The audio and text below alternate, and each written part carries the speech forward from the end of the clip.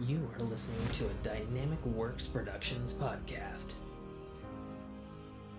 This show is available on iTunes, Stitcher Radio Network, and many, many more podcast services around the world. You can find all our content, music, videos, books, podcasts, and more on our website, www.dynamicworksproductions.com. Have questions, comments, or concerns for us? Head on over to the social tab on www.dynamicworksproductions.com if you'd like to talk to us.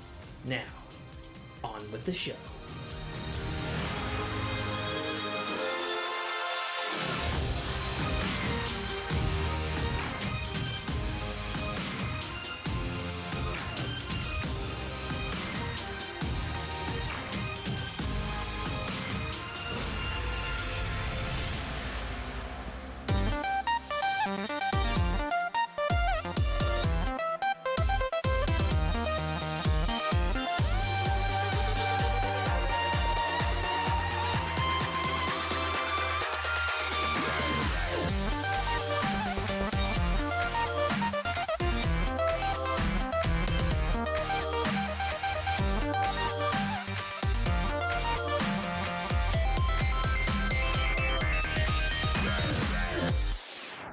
Hello. Hi. What's going on, everybody? This is the Fork in Your Show podcast. It's me. That's Nate. Yay. And this is it. If you're a new listener, you're in for a horrible time. If you're an old listener, you're gonna find these things delightful. Right. And It's been a very interesting couple of weeks. Let's just say that. Sure. Yeah. Sure. Well, that's the intro. Let's spin the thing. All right, we've landed on whatever the fuck Earth is. I think after all these years, I can remember which fucking things. You'd think so too.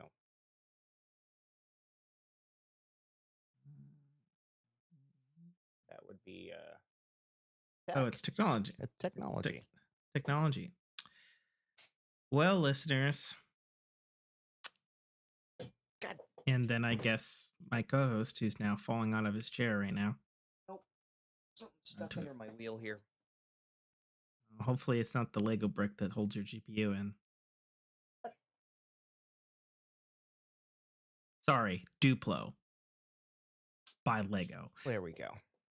Now I was trying to roll up closer to the mic, and it was like every time I'd scooch my chair, it would just suddenly stop. The joys of having children. So yeah, Yep. technology. Yeah. So do we need to abandon Spotify? Why? Because like Because someone they're else gonna might take make our- money off my wonderful voice? Well, because they're taking our voice and using it to profit without. So what exactly is going Acknowledging on us. with this? So for our listeners, It is we're confusing. talking about an article It is where confusing. Spotify is using AI to translate podcasters' original voices to All the other languages. right.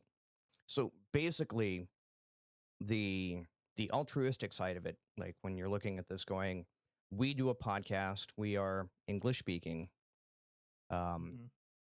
And what this could potentially do is take our podcast and reach larger audiences that don't necessarily speak the language through the wonder that is AI, translating at what we say word for word into multiple different languages on the fly.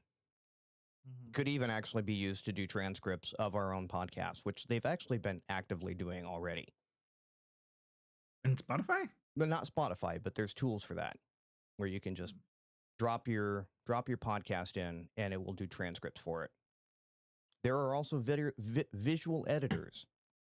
I don't know if you've seen or tried any of them, where you can literally search the word and delete them from I've seen them. Yeah. I'm interested in them, but it costs money, and I'm not ready to take that plunge yet. Right. So the tech already exists. Now this is just Sure. doing it to put it in other languages, which Right, but it's in your voice. yes, That's the other thing. that's kind of strange. Yeah. And I've heard some other people talk about this online and podcasts and such. And something that was brought up as I'm not sure how technology could do this kind of thing was like, okay, you can translate someone's voice to be a digital voice now. Mm-hmm. We have those capabilities, even on the latest iPhone OS, which I've not done, by the way. Meant to do it just so I could fuck around with it, but I've not done it yet.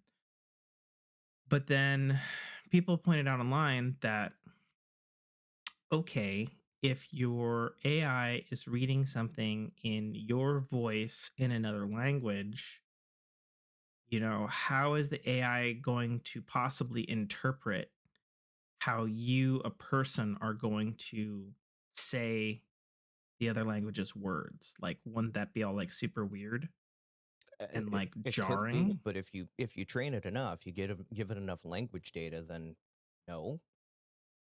I don't know. Yeah, I don't know. I do not know, but it's an I interesting don't know. it's an interesting concept. I'm right there with you when you start duplicating my voice or using it for purposes of stuff that I haven't actually recorded. Where do you Yeah. draw the line? Oh, it's a fucking scary ass slope there. That the slope doesn't exist. Yeah, I mean, Because they're, I've played around with it before. I think I even, like I was tempted to train it with your voice and actually make you add the third W to the intro or outro reel. Yeah, I don't know.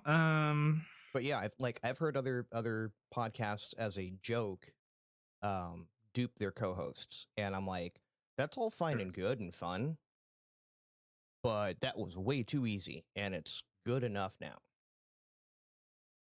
Yeah, I don't know. We'll see. I'm looking at the actual.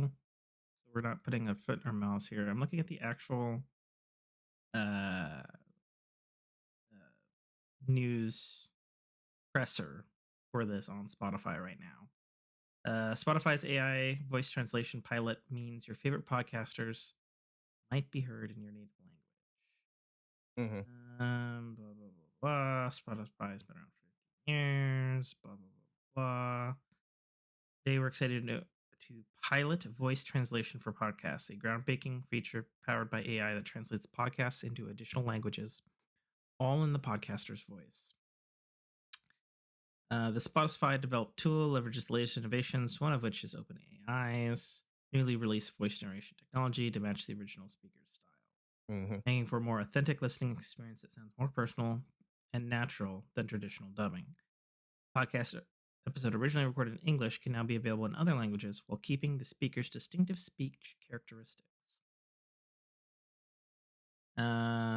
They're specifically stating that podcasters Dax Shepard, Monica Padman, Lex Friedman, Bill Simmons, and Stephen Bartlett will be the first to have AI-powered voice translations in other languages, including Spanish, French, and German, for a select number of catalog episodes and future episode releases. We're also looking forward to including other shows such as Dax Shepard's F1 with DRS, Rewatchables from The Ringer, and Trevor Noah's new original podcast, which launches later this year.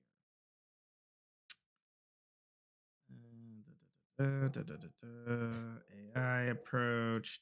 Yeah. We'll start rolling these out to users on the now playing view of supported episodes starting today.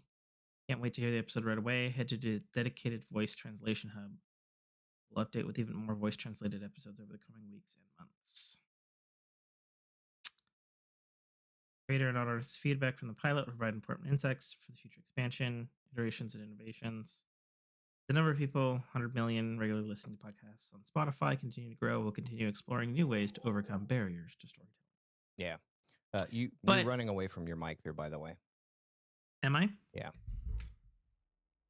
There we go. Is it because it's rotating on my fucking... Okay. stay. Um, Good dog. so the thing is, as someone who does have his podcast on Spotify, I received no email, hmm at least, about this. There's also no, yes, we're just going to automatically do it, or yes, it's under your control as the creator of the podcast who is Right. supplying the content to our platform. There's no, The it's fact that they're about, calling out these specific creators kind of says that the pilot program was voluntary or at least negotiated. But yeah, sure, if and they one would don't, think, if but they the don't fact give that you an there's no opt out, details. or if it's not opt out by default, Yeah, the fact that there's that's no details on it, Mhm. like, I don't know, you know, I've been doing podcasts a long time. I feel uncomfortable not having access to even be asked on a choice on it. Mhm. And so, and I haven't dug into it. My actual plan was to dig into it when this episode gets published. Because if it is something that's not in my control, I'm going to pull the show from Spotify. Sure. Plain and simple. Yep. Like, I'm not ready for that. I'm not comfortable with that. You know, let alone how my dear faithful co-host feels about that. You know, like, Mhm. what do you like? Your voices as part of this show too. Like, what Right. do you want being done with it? You know? I want an opt out. I want transparency on how the data is Sure. or isn't going to be used. If it's one of those, it's like, well, if you read our updated terms of service that you clicked yes on 2 months ago, you'll see that we put in there on the 47th page, subsection, right, C, paragraph 1, Well, that we own your and data, including your voice, in perpetuity. yeah, no, fuck you. Right. But That's yeah, also not at least how my state's law works in right. regards to voice consent. So I don't know. And that might Man, be the thing. It might just be one of those where you have to opt in, because states' laws vary from, how do they handle that? Because I'm in California and you're not. So yeah. you may say I opt in as the owner of the show, and I go, well, I'm your co-host, although I'm in California. I don't, and my state says you can't do it. Yeah, I wonder how that works. So my understanding and how the law works on this, because I did have to go through it with a lawyer at one point in time hmm for this show, is that because I'm in Washington State and because your agreement to be here and have your voice recorded and stuff, that constitutes consent. And then hmm because I have the files locally, that is considered my personal property. I have the files locally too. Exactly. And that is a good point because that is the way we record the show. We combo up our files. Like, I don't know what California says Right. about recorded audio with consent. Because obviously, you know, me saying in the behind the scenes stuff, are you rolling to Nate? Mhm. Nate telling me, are you rolling? And we both do our count in and then we just talk like that, you know, in any kind of court or whatever. That'd be like, okay, yeah, there's fucking consent there, obviously, or they wouldn't fucking be doing it. Right. You know? Like, okay, sure. So I don't know. I don't like it. I don't have all the information, and the fact that there isn't more information is troubling. Right. Other than to say it's coming, folks. Yeah, like I don't even know where I would click on, like, I'm looking at Spotify right now, like where do I get Well, again, data this about isn't a this? pilot program, so this is like we don't even know if we're going to implement this feature. Sure. And I get that, but also So they don't really have to tell you anything right now. yes. Look, I'm clicking around on things trying to see if there's You're looking for it. You're like, this might be the last Spotify episode. That might be the title of the episode. See, their news resources, when you click down into the menus into Spotify for podcasters, you get their latest news, and it was March 10th and March 8th of this year. Right. They don't even have this new one that I only heard about through macrumors.com. Right. Like, what? The a source that shouldn't even be reporting on. I mean, they should be, but they like this should not be the breaker of the source. Let's see. So I'm looking at their terms of use. Which Oh, you're actually going to go through that right now? The terms of service? Yeah, maybe.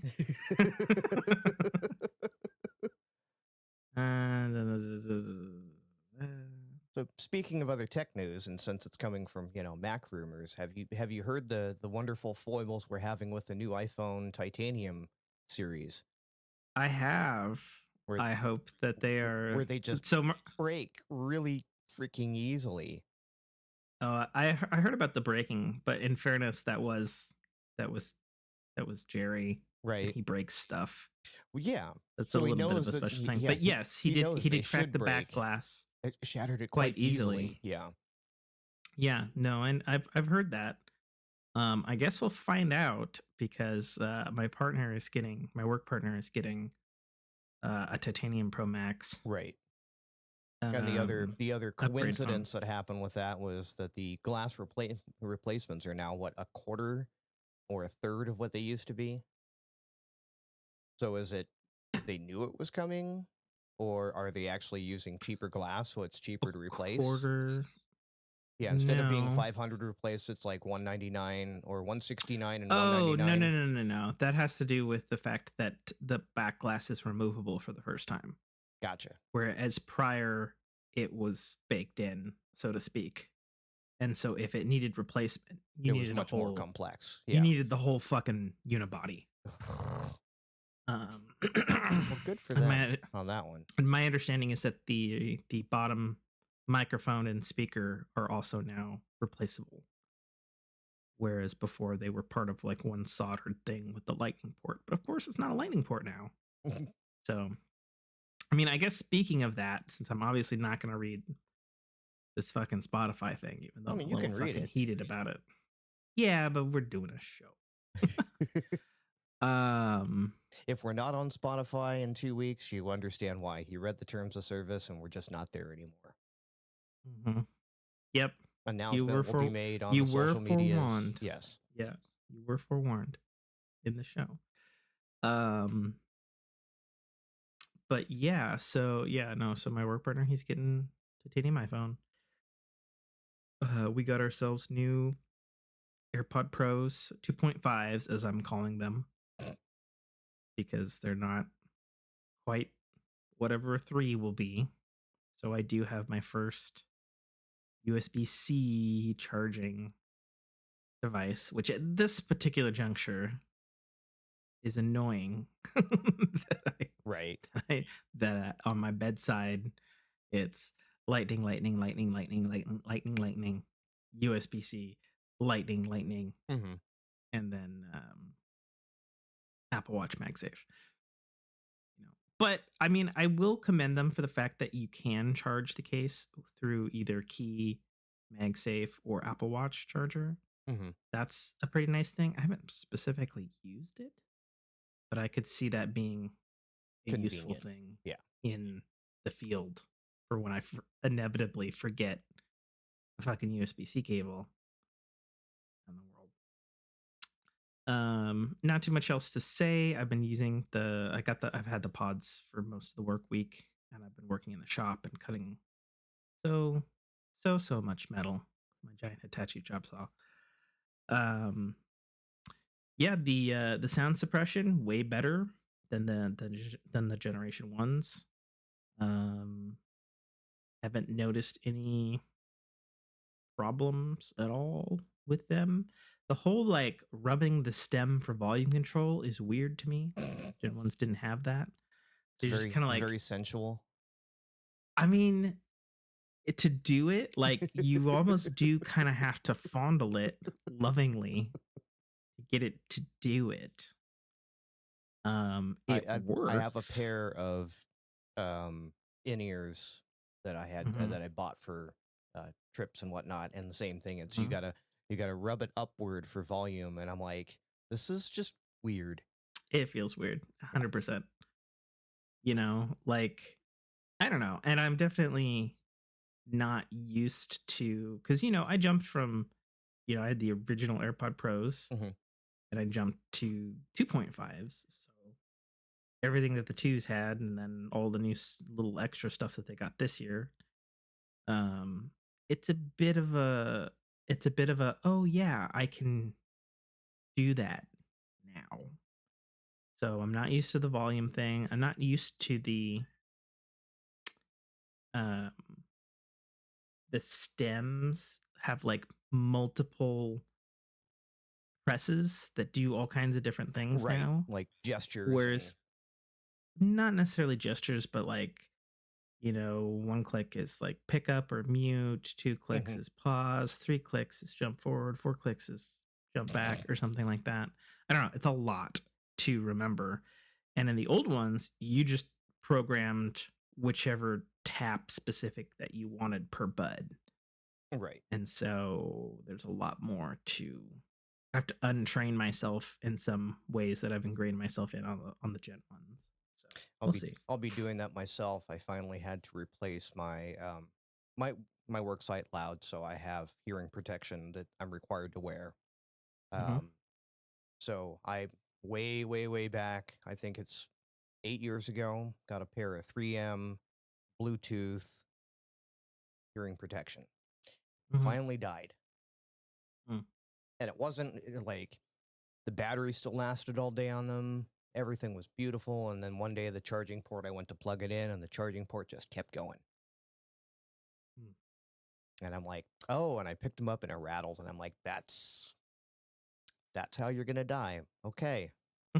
You were good to me. And I threw them in the garbage, and I had to replace them with a pair of these like Elgin, I don't know. I'm not familiar with the brand. They got good ratings, but why didn't you go back to 3M? I had some niggles with them that like they were good, and I may end up getting another pair. It just depends on how this one works out. One, like they haven't changed in the 8 years that I've had the pair. Like the ones I can buy today are exactly the same as they were before. They have a 10-hour battery life. They're a 1-button interface. They're micro USB. And they're like Bluetooth 4, maybe even older, like Bluetooth. They're 8 years ago. They were probably 3. 3, yeah. So I can't do multi-pairing or anything like that. I mean, not that you would, I would think. Actually, I do. Oh, okay. Because, again, nature of my business, I'm not allowed to have a working phone, because proprietary information. So I have a podcast device. Yep. I have my personal phone, and I have my work phone. And I couldn't have all of them carrying around a lot of phones there, Chief. Well, one of them has to go in the pouch when I walk in. Fair enough. So, and if they needed to reach me, they issued me a company phone. But then they still can't reach me if I'm wearing hearing protection out in a loud environment and that thing goes off, I can't hear it. So yeah, having multi-pairing now is, I think I might actually use that. So have you had a chance to use these whatever it's called? Elgin Magnums or something like that. Elgin Magnums, that's a name. Eldritch Brute. Sorry. Elgin Rampage. Okay. I've gotten to wear them. They are very, very comfortable. They're much more comfortable than the old 3Ms. Like the ear cups actually go over my entire ear and not like mash them into my head. They're metal construction, so. But how's the noise? I won't know until I get them on the job site. They're supposed to be. They're actually 25 NRR noise reduction 25. The 3Ms were 24, so they're supposedly better. And again, just from the fit and finish of them, I can see that they would be. They're definitely louder. Okay. So I'll be No. curious to see how that goes. Good. It's just weird retiring a piece of tech you've had for so long.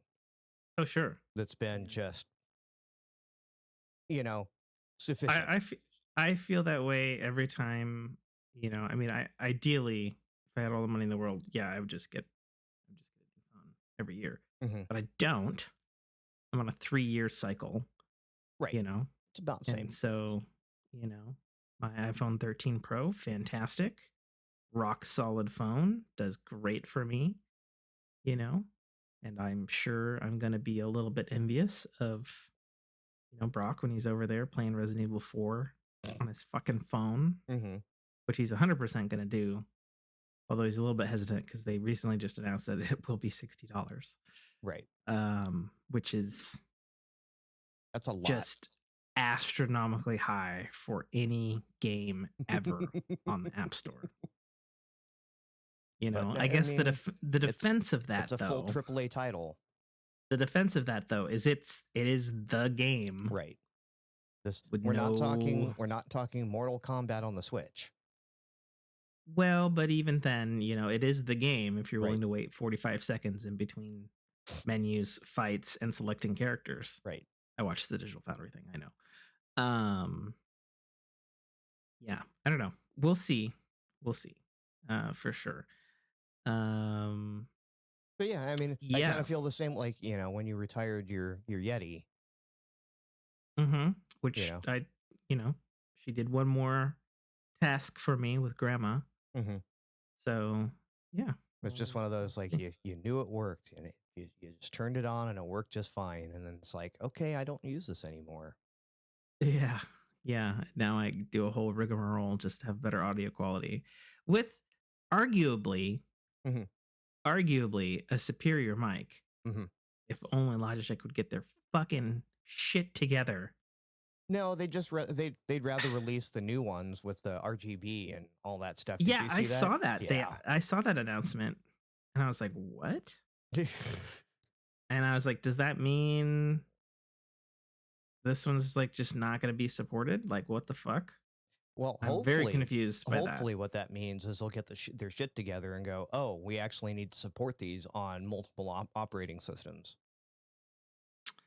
Yeah. So, and I get, as is the way with being an Apple user, I get that we're not the majority target base, but you're enough. But we're not a fucking Linux in the machine. Creative medium of podcasting we're not a Linux machine. Like fucking. Yeah, it's not unheard of. It's not unheard of that a lot of people that are doing audio editing, creating, voiceover are on Mac platform. So, I feel like the majority are, even if they're not using, they're using Adobe or Cubase or any of the other shit that's out there. Yeah. But yeah. Sorry that the streamers aren't using Mac, and again, there's no. I am right. In that case, you are probably an anomaly. Okay. Yeah. Speaking of that, so my setup fucked up earlier this week, and I did a couple of fuck it streams because I couldn't get the mic and the camera working, but I could get the video feed streaming. So I did that. And I did a stream earlier this morning, actually. And the video stream wasn't working. And then I fixed the video stream. And then suddenly I got my fucking camera and microphone working. And like everything just started working. I was perplexed. Because the thing that I have reiterated about why it has been so great to move to the Mac and then move to OBS is much like the fabled Mac slogan, everything just worked. And I didn't have to fucking fight it every single fucking stream like on PC. And so then when it failed, peculiarly. That's the word that's hard to say. Peculiar. Lee. Yes. Jesus. Earlier in the week, I was like, well, what is going wrong? Because I don't unplug things and I don't Right. know why. So, and initially I had thought, well, maybe it's because I did do the upgrade to macOS Sonoma. I'm sorry. You're sorry? Yeah. Yeah. Why? I hear it's just kind of wasn't quite baked as well as it should be, much like any new OS. I mean, I feel like there's less jank than there was last year upgrading on a point oh. You know, we're on macOS 14 right now. I didn't have any problems particularly. Now you got the word right. I said particularly. Oh, not peculiarly. Yeah, see? It's hard to say, jackass. Fuck it. But yeah, no, but the last couple of days I've certainly had some problems. I did mention to you, and I'm not sure entirely of the cause. And I've run my tests. So for those who don't know my setup, and has been my setup for as long as this show has been, I run out of a 13 port Anchor 3.0 USB hub with also an older first gen 7-port Anchor USB hub. And then I have another Anchor hub, smaller, that goes into my USB-C ports on my Mac Mini. And basically everything is filled and has been filled forever. That's how my RAID arrays connect. That's how the mic is connected, how all of the things are connected.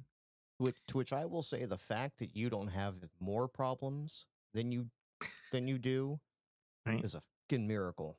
Because when you start daisy chaining and you know stressing well, not daisy chaining necessarily, but when you're definitely no, nothing's daisy chained. You're pushing what that little 5-volt port can do. They're not 5-volt or 12-volt. I think the 7's 12. The 13 port, it's got a fucking fuse. Ooh, maybe that's something to look at. What's that? The fuse on my 13 port. Something to think about. Because I actually looked. I was like, an Anchor doesn't make any 13 port things. Yeah, anymore. I think they probably learned from their mistake. I think the most they make now is 10. Yes, 10 is the max that they make now. Cool. Well, I'm looking at it right now. Not everything. Let's see. I got 1. You've got a lot. I have 9 things plugged into my 13 port right now. Yeah. And technically it's not a real 13 port. The 13th port is just a power port. Oh, charging stuff. Yeah. So the ports really. Oh no, I'm wrong. No, there are 13 full ports. So it really has a 14th power port on that thing. But it's like it's been glued to this desk for like a decade. Right. And it's a big honker. It's a big old aluminum brick with grills for heat sink basically on the sides. Right. You know, like I'm feeling it it's right got now. Its own. It's got its own power. It's got its own power. Little LEDs for all the ports. But anyways, so I've been having problems. And it's hard because I don't know if it is indeed the drive. So we talked earlier this year about how I do a lot of editing on an SSD drive, external. And then that external kind of shit the bed again. But I don't know if it's because of the same problem earlier in the year and it it is on its way out and that's just what it is, or if it's because I upgraded to Mac OS, or is it because my hubs are perhaps losing their oomph? Right. And the evidence I have is it's not enough for me to point to one specific thing conclusively, which is the most annoying problem in the world to me as a person for anything in life. Because And especially when they when everything kind of suddenly starts happening at once. Right. This is the issue I had well, with my previous fold. It was like, that one thing's kind of inconvenient. Okay, now it's two things. Now it's four things. Now it's everything.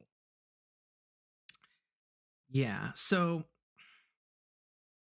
Black Magic Speed Test has not given me any kind of Sure. oh, it's fucked. I checked the SSD, and I've also checked specifically the hard drive, which I'm at this point I feel I'm pretty intuitive about if a hard drive is failing. Mm-hmm. Because I'm getting really weird stuff. Like here's what I'm getting. So I'm trying to get this data moved over to this SSD so that I can get back to work and edit the show, because right now my Logic is uninstalled, at least on the drive that I want to work it on. Mm-hmm. It's on. I had to recover the files from the SSD, which I did using the program I bought earlier this year. Fine, whatever, did it. But then I went to transfer back to the SSD, and I was transferring like 700 gigabytes, right? Which I guess kind of crazy, whatever. Depends on how much large data you move or not, I suppose. And it was telling me it was going to take 8 days. And I was like, well, no. That's some Microsoft's countdown shit. No. 3 hours, 8 days. 2 minutes, 8 days. Yeah. 5 minutes, 12 days. No, I mean it wasn't bouncing around like Microsoft bullshit, but it was just saying 8 days consistently. And let it run for the night, and then in the morning I looked at it and it was like 30 hours. And I'm like, still I kind of a don't while. understand. I don't understand, because the drives I'm specifically trying to move between passed their Blackmagic disk speed tests conclusively. We've got I think it's like 5 gigabits per second on the SSD. Right, and but then that's just the that's the I controller. understand. That's not the I actual understand. medium itself. And we're getting consistent on the hard drive. We're getting, what's it, 450 Mbps. So I thought to myself, okay, well maybe I've had the external drive for this SSD, which is a Samsung 2.5 inch laptop SSD, which was previously my MacBook's main hard drive. And I thought to myself, well, maybe this enclosure that I have it in, maybe it's starting to shit the bed. So I got a new SaberNet, or Sabrent, however the fuck you say its name, thing, which lovingly did not have the fucking USB connector on the cable. Okay, this is the fucking shit with this fucking. So I bought this thing because it had good reviews, and it's like, okay, it's Sabrent. I've heard of this brand. People seem to like it. Fine, I'll give it a shot. Got the drive in. For whatever fucking reason, it uses like those little micro eSATA connectors, and the package said USB-C, but the fucking plug they gave me was a USB-A. And I was like, you piece of shit. USB-A? Yeah. Wow. So it's 3.0 probably. Maybe. I don't know. So I'm like, okay, cool. But with that, I was able to recover the drive and reformat it and all that sort of stuff and get it working again until I got it to transfer stuff, but then getting it to transfer back off of it, which is something I did with that drive all the time, is fucking impossible. So I'm like, what the fuck? So now, actually, just before this show, I finally managed to find an enclosure. Actually, um, for my NVMe stick. Oh, nice. Which and it's like, oh well, they're all over the place and they're a dime a dozen. It's like, you're correct, they are, unless your fucking M.2 drive has a fucking heatsink on it, Right. and you're not willing to go through the fucking acid resolution to get the fucking shit off properly, which I was not willing to do because I was like, I don't want to waste the money and fuck it up. Right. But I found this lovely drive, silicone, and got heat things in the cover, but it was deep enough that it accepted this drive. That's good. Which is great because I went off of the dimensions given to me from Amazon, and I fucking measured my stick here that I had in person, and they just happened to work. Cool. I have that plugged into this Mac right now, which initially I was a bit grumpy about with this new NVMe enclosure, because I was like, I got it together and I got the thing in, and I'm realizing there's no fucking USB-C to USB-C cable in the box. I'm like, God fucking damn it. Because that just happens to be a cable that I don't have a lot of, that is not strictly a charge cord. Right. Because as anybody with computers knows, there's a difference between a data cable and a charge cord, and they are not the same thing, even though they fucking look the same thing. Welcome to USB-C. Welcome everybody. to USB in general. X. So. But what I didn't, and so I was fucking around with it, and this little thing shows that there's like a little lanyard thing, and I picked it up by the lanyard, which turns out is not a lanyard and is in fact a hidden USB-C to USB-C thing. And I was like, what the fuck? Like, okay, cool. I have a proper cable now. Yes. I have that in. And so I try to do the same transfer from my particular media hard drive, which I've had for probably a couple of years now, but it's a server grade hard drive, so it should be good. And I go to do the same 700 and some transfer, and just before the show, it finally tabulated all the shit, and it was like, this is going to take 8 hours. And I'm like, better than 3 days. Yes, it's better, but something is wrong. Because I used to move this kind of shit around and it would be like, 3-5 hours, something like that. Right. This has a proper M.2 drive, which has, what is the fucking write speed on this fucking thing? It's fucking ridiculous. Well, it doesn't matter what the read-write speed is on the drive. It's the read-write speed of the controller.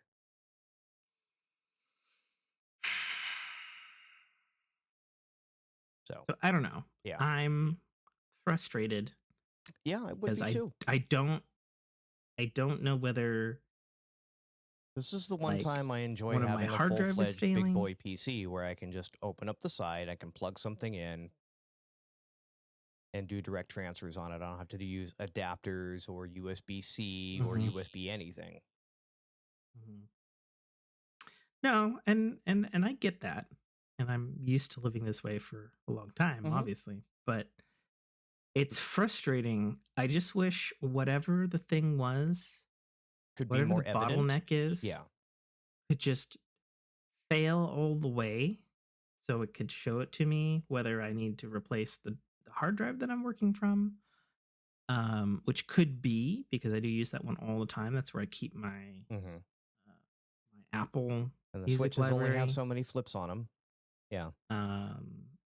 Well, no, that's on hard drive, so it'd be disk.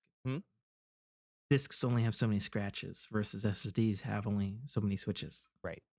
That's what you're saying. No, I get it. But I don't know. It's just fucking frustrating, and I want whichever problem it is to show itself so then I can just know. Right. And move on with my fucking life.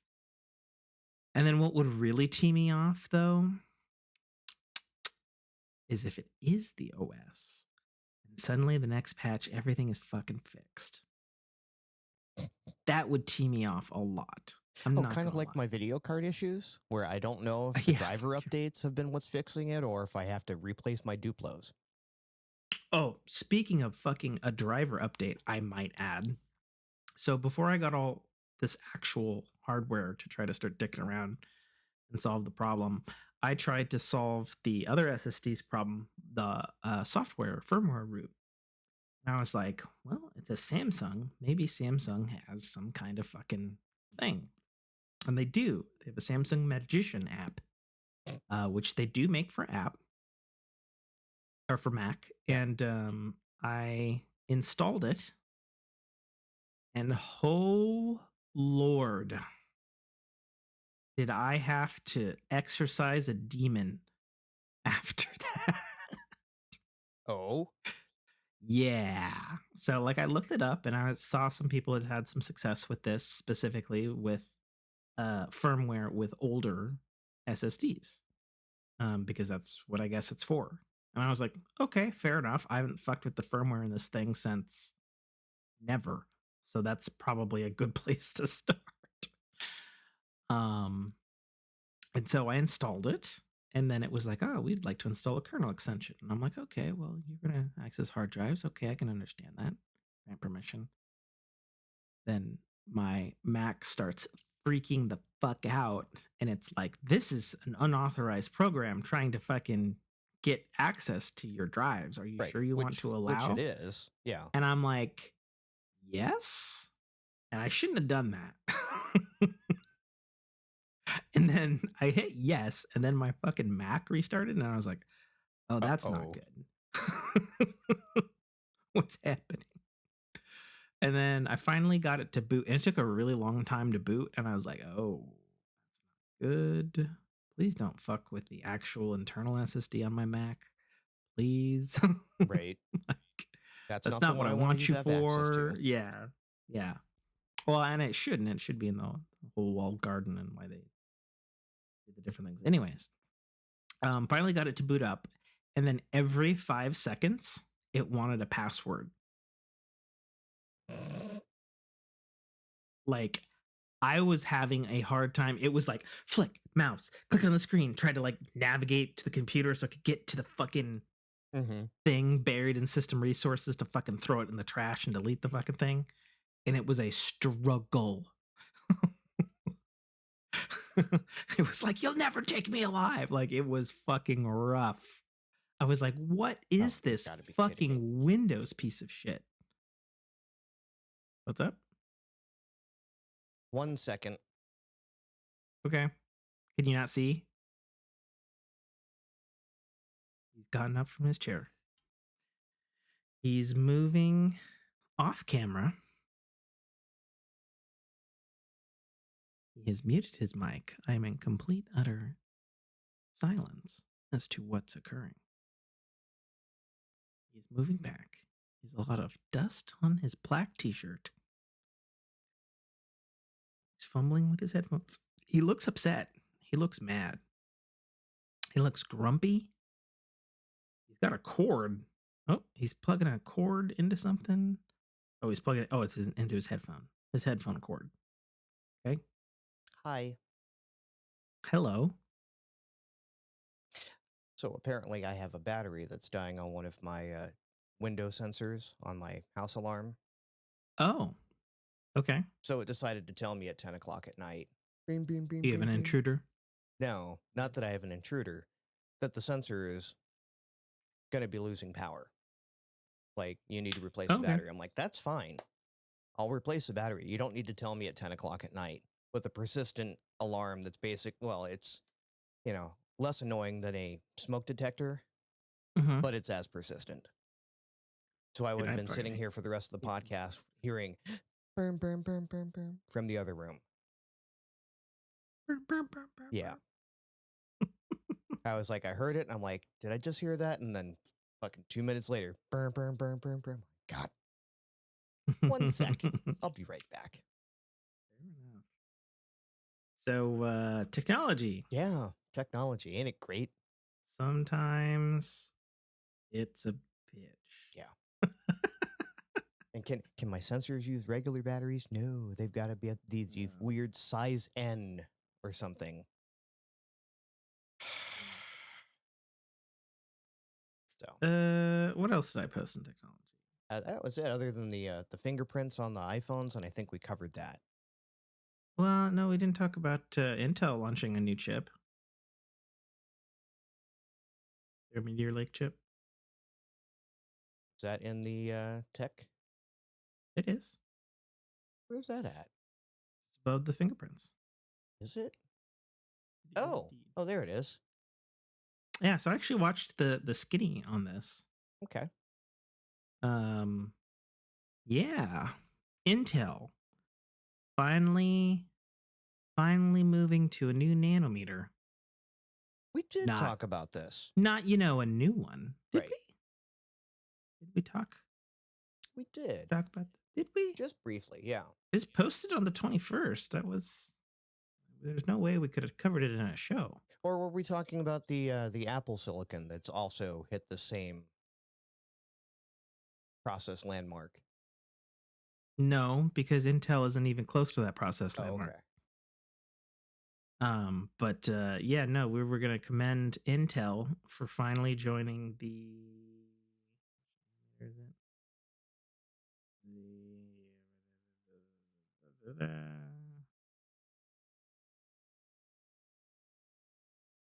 Yes, the finally joining the 6 nanometer crowd.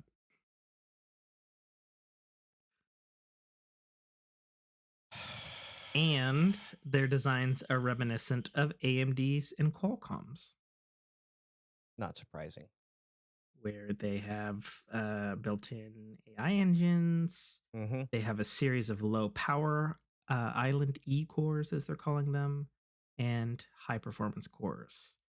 Which, surprise, surprise, is the way every fucking modern chip, except for Intel, works. Right. The big little design, as it were, which was made fun of initially. But obviously there must be something to it if fucking everyone and their mother, and now finally, Big Papa Daddy, Intel. And it's has funny, one of moved to those, it. like, I remember when everyone started calling it Big Little, and I think even we kind of talked about it, and that's the one thing Probably. I never made a mockery of. That was like it's the equivalent of having 2 engines in your car. A V8 when you need the power, and then a little 3-banger when you're already doing highway speed. Yep. Yeah, no, it makes a lot of logical sense. Yeah. That it's like, okay, you have low performance cores for Right. the low level operating things. And the in magic, Apple's case, they run the OS. yeah, and the magic And in then that when you case need is more how you hand off those duties. If you don't do it well, it doesn't matter how fast your high performance cores are. If it's the low performance cores that are running your game, because the processor is like, well, it started here, so we're just going to keep it here. Yeah, for sure. Yeah, they're calling it. I'm sorry, my mistake. Not 6 nanometer. It is actually 5 nanometer. Right. They got in between them. Which, get this, Intel is calling their Intel 4 process.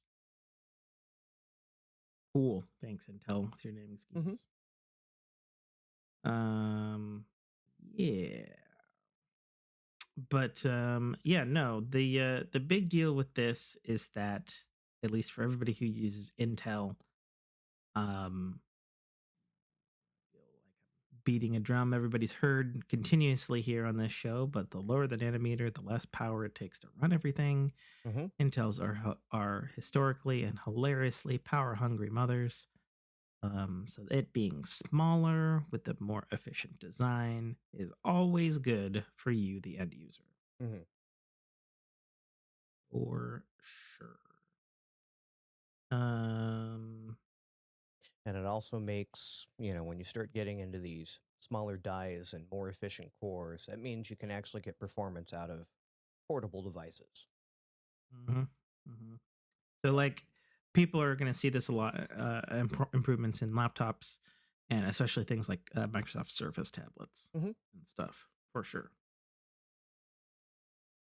That's a big thing. They have dedicated media engines that are separate from graphics Right. processing units, much like any modern cell phone these days. It truly is a system on chip now, as opposed to Yeah, it is, and they're having even to offload officially stuff to Northbridge, Southbridge, and other board chips. yeah, they are even officially referring to it as a SoC as Yeah. well, system on a chip. Which is It good. I mean, also AMD and Apple have been says doing it for how long now? ever, Right. and Samsung too, Yeah, for well, that yeah. matter, and obviously Qualcomm. Right, but I mean, in the personal computing market. Sure, that is true. Apple and AMD definitely been doing it longer than everybody else. Yeah. The all of the CPUs will also now have integrated graphics into the SoCs as well. There's a particular bin of the chip that you can buy that apparently has Intel's XS, which is their AI intelligent upscaler akin to NVIDIA's DLSS or AMD's FSR, as well as ray tracing out of the box. Obviously, how that works remains to be seen in actual practice, but that it's there, right, and it's built into the chip. Honestly, I think I was also reading that the Bluetooth and the Wi-Fi is also built into the chip. Yes. Like, that's, I mean, again, a true system on chip. It's a one chip solution. You could make a lot of little micro PCs out of this that actually are legit. Sure. I suppose if you want to look at it from that perspective, it pushes it more into a I don't know if this is perhaps the wrong way to talk about it, but maybe like a Raspberry Pi type thing you could do with an Intel thing, perhaps. Sure. You're way off, but I understand what you're saying. Sure. They're also stressing that they have great wattage reduction for maximum battery life and endurance gaming. That's very good.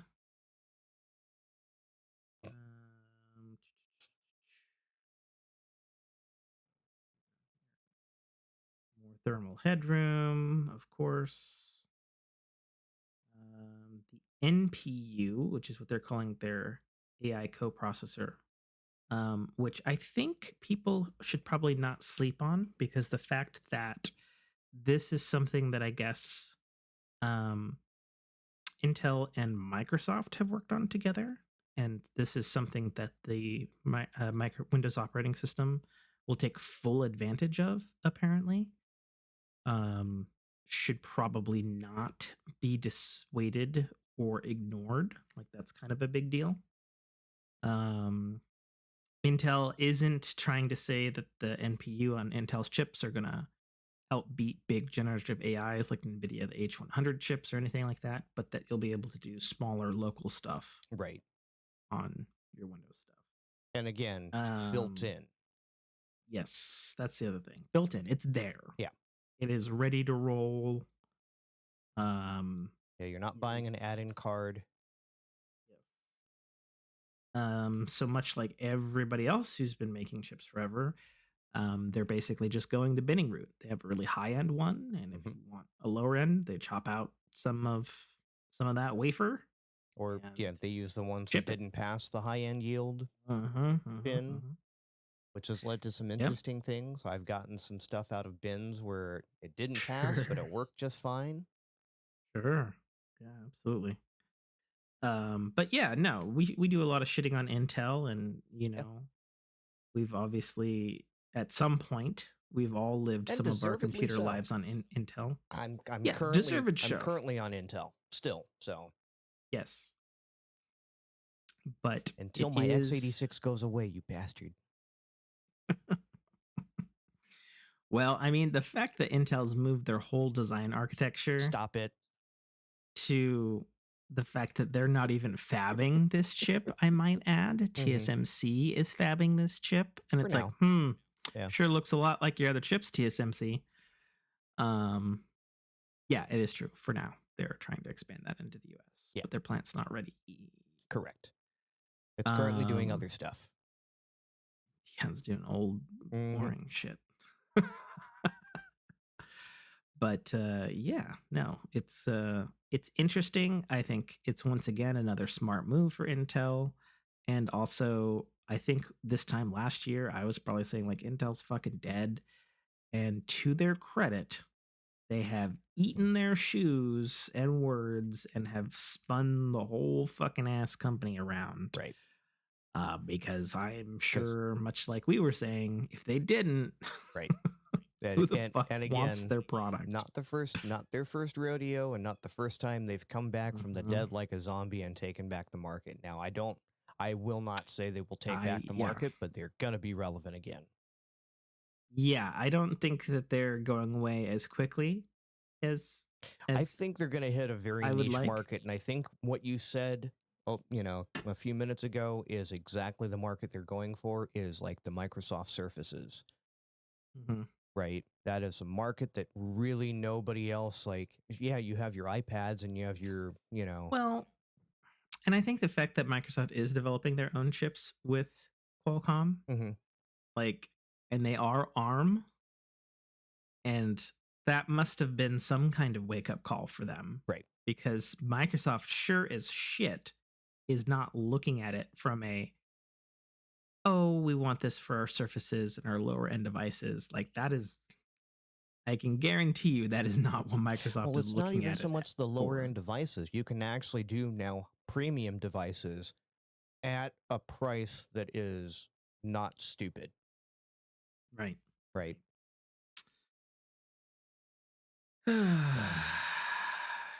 So I remember us seeing the whole Copilot thing. So I did my my regular Windows 11 feature update, and I got a new little icon down here next to my little window button. I'm like, what is this little chingadera down here? And it's like, oh, Copilot AI beta. And I'm like, it's here. They're here. Yeah. Yes, it is. So I immediately went in and tuned it off and turned it off. But did you? But did I? Exactly. The fact that they're building them into the Intel chips, I don't know about that, my guy. Right. Yeah. Too late. Skynets, plural, are online. Let's see. Here's my settings. Let Copilot and Windows use Microsoft Edge content on or off. That is my one setting that I can change. Wow. So silly. All right, we should spin this. Other topics.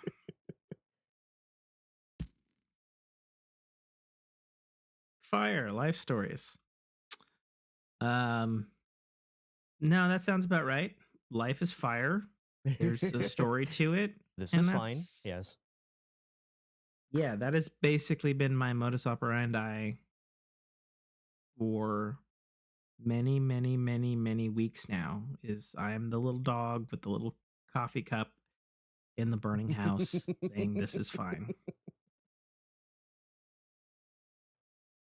Oh man.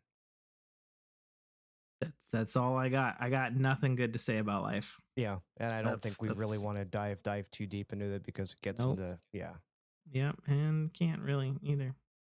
All I can say is things are not good. Things are still not good. There's been a modicum of progress in a good direction, but who knows? Right.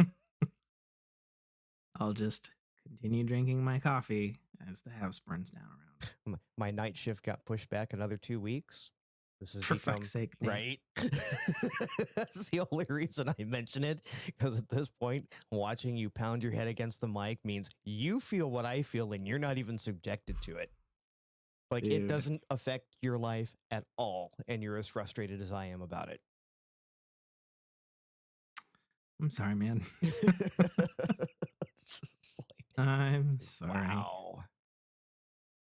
Yeah, we finished the end of this month, and it's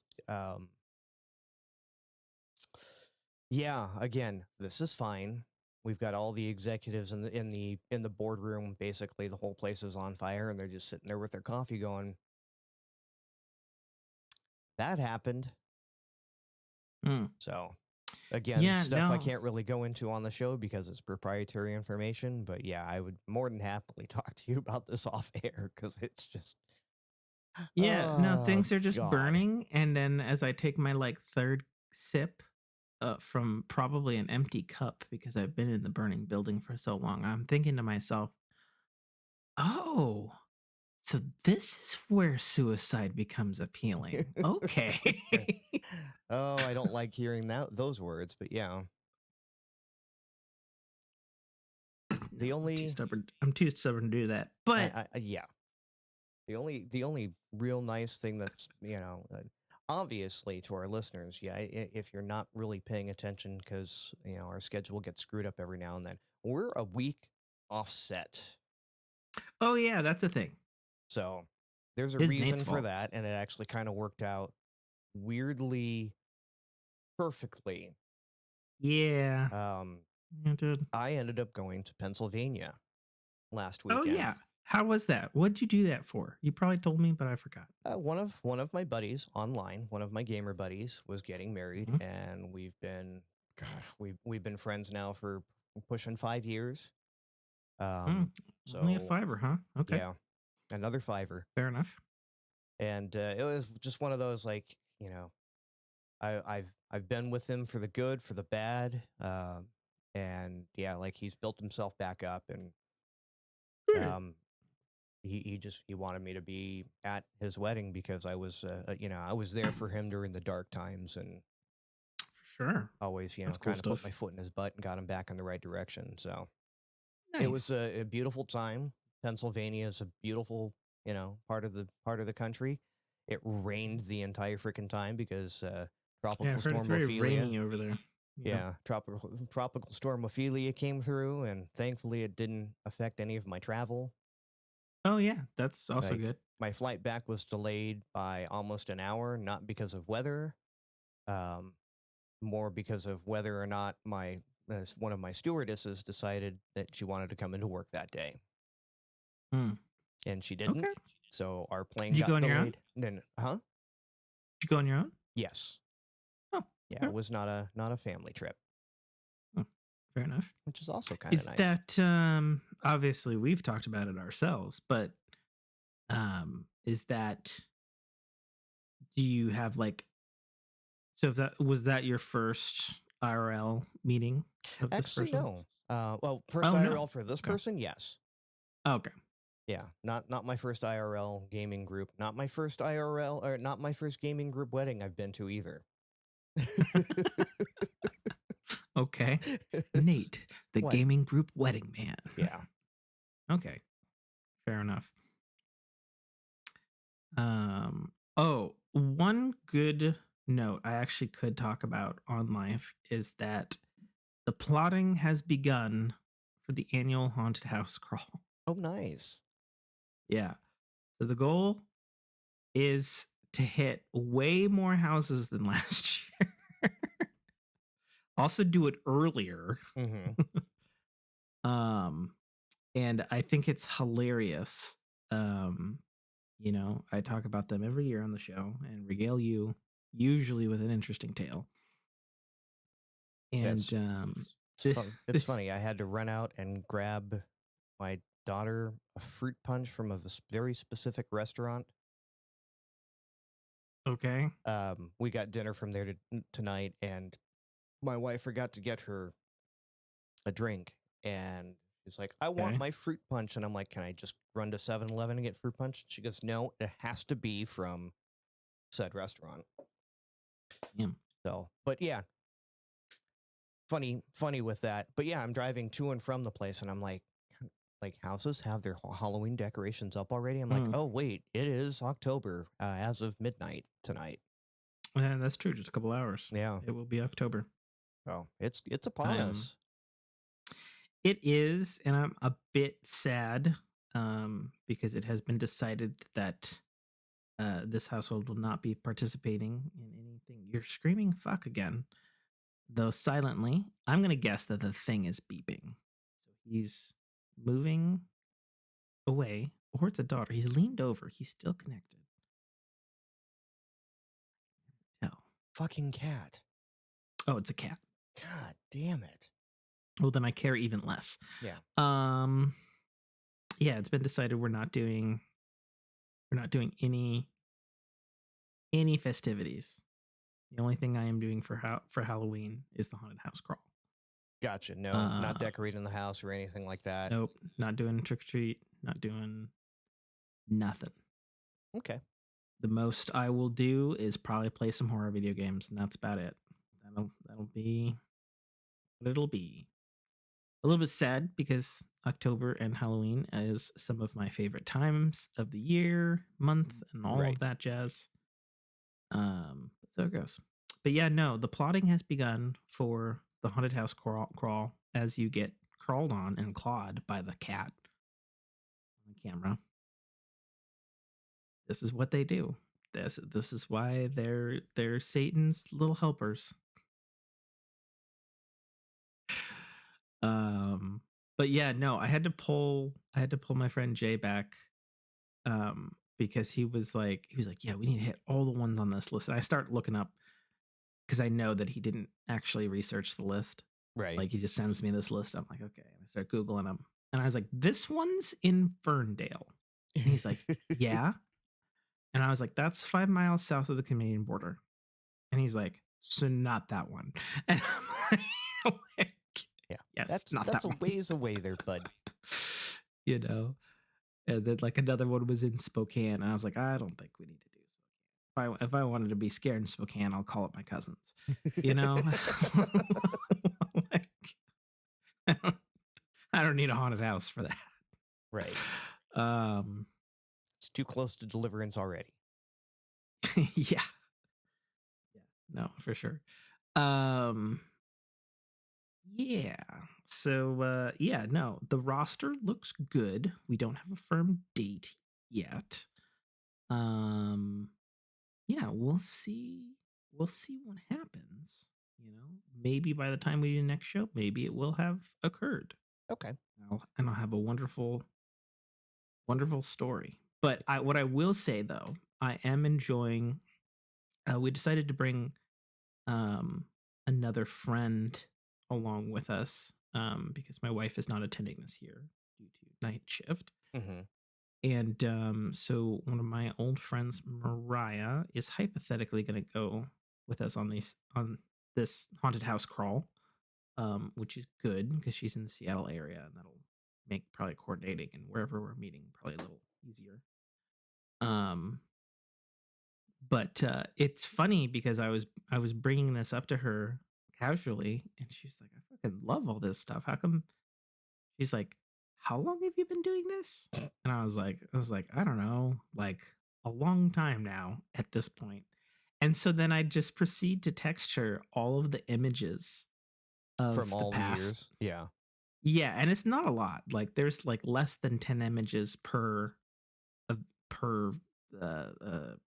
yearly event. Yeah. haunted house crawl. But it's fucking hilarious because I just send them to her with no context whatsoever. And those who've been listening to Fork a super long time may remember we gave like blood to skip a line at one of the haunted houses, and it was like a whole thing.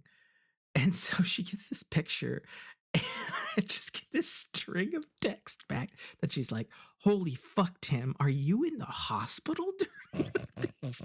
Oh, what happened? You took a picture of you in the blood bus? Yeah. Yes. It's just totally like it goes from a picture of a haunted house, just me like with stuff in my arm. Right. And so I'm just being delighted in being like, well, you know, whatever happens on the haunted house trips stays on the haunted house trips. Just be prepared for anything.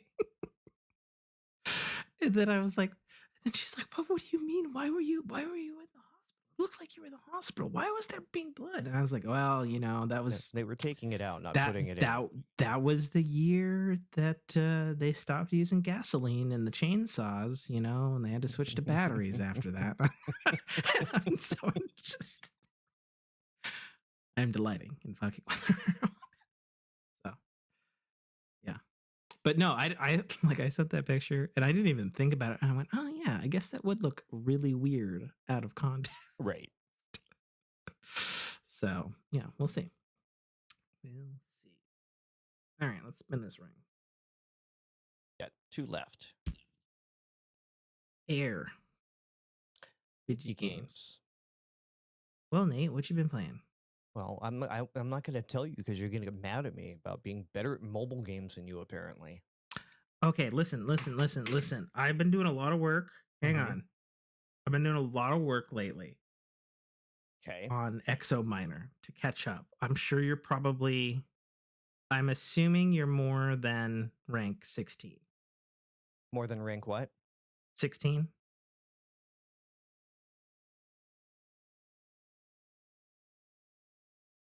Fuck. Like over double. Folks, I just showed him my 16 on Exo Miner and he just showed me his 30 fucking 5.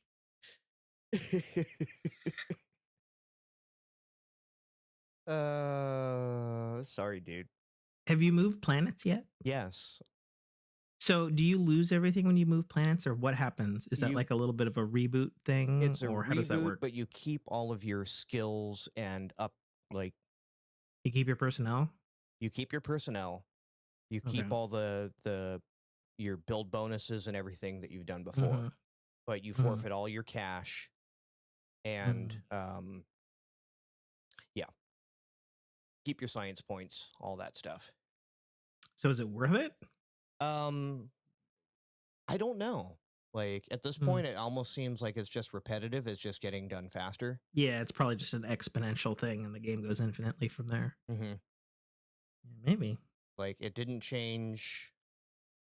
The planet is basically the same. Even like the costs for things seem to be the same. So yeah, I'm basically just replaying the first 20 levels with all of my existing upgrades, and now I'm stacking those. So it's just happening much, much faster. Yeah. No, I get it. Because I think I hit 20 on Friday. No. So Wednesday. And I'm already at 35. Are you still free to play, or did you pay to remove the ad? Okay. I paid to remove the ads, and the best thing about it was the free upgrades time. All the time. The increased idle time. That and all the free upgrades or the free stuff that happens periodically. Right, which you would have just been like, it's an ad. That's not that bad. Yeah, but now you don't have to watch the ad. Right. So it's better. Yes. I even have a whole bunch. The only thing I don't have is a triple time bender. Oh, really? You haven't done one of those yet? Well, I've done one, but no, I have 10 laser boosts saved. I've got 3 deposit overdrive saved, 2 angel investments, 3 mass productions, 6 time bender ones, 4 time bender. Why are you saving all those? Because I don't need them. I don't I'm building everything fast. I'm at 35. What are you telling me? I need to go faster? I need to go faster. Well, unfortunately I can't gift you my time benders. Yeah, I get held up in like the production end where I like have to build the fucking glass for the lens, for the laser lens, and I'm hopscotching between the things because I don't have enough slots to build everything simultaneously. I'm like, fuck. Yep. So I'm building laser blasters as we speak. Yeah, of course you are. Gross. So yeah, me and Nate are still playing Exo Miner.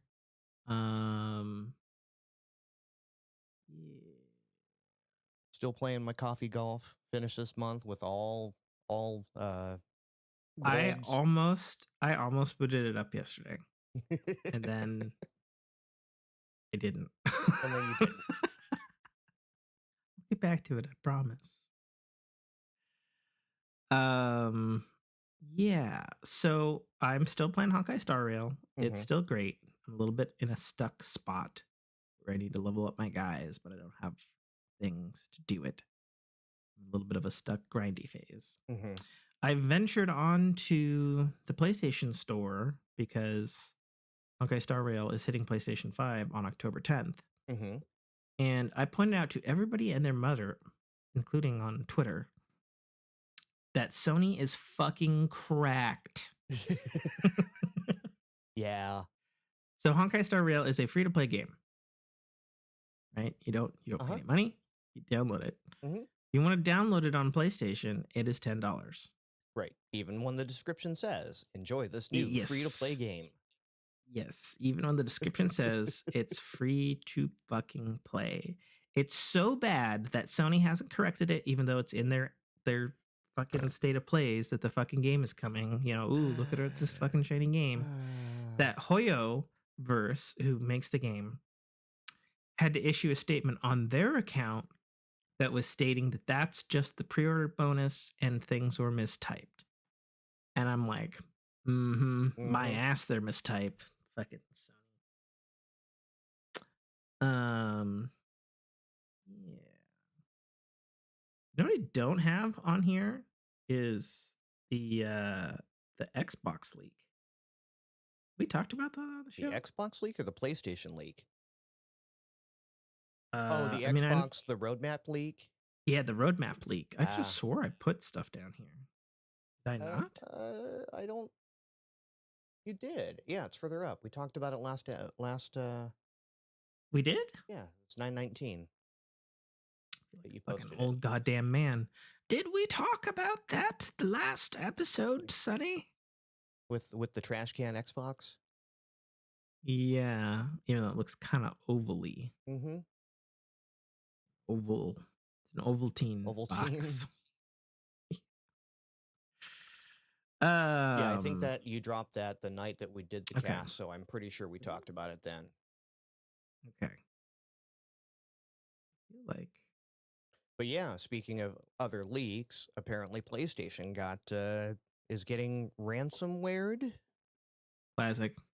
But like 4 different groups have come up and claimed ownership of said hack, and the amount of data that's been breached is up in the air. Like it's anywhere from 6,000 contacts to 3 point something gig of unencrypted data. I don't even know Classic. at this point. Yeah.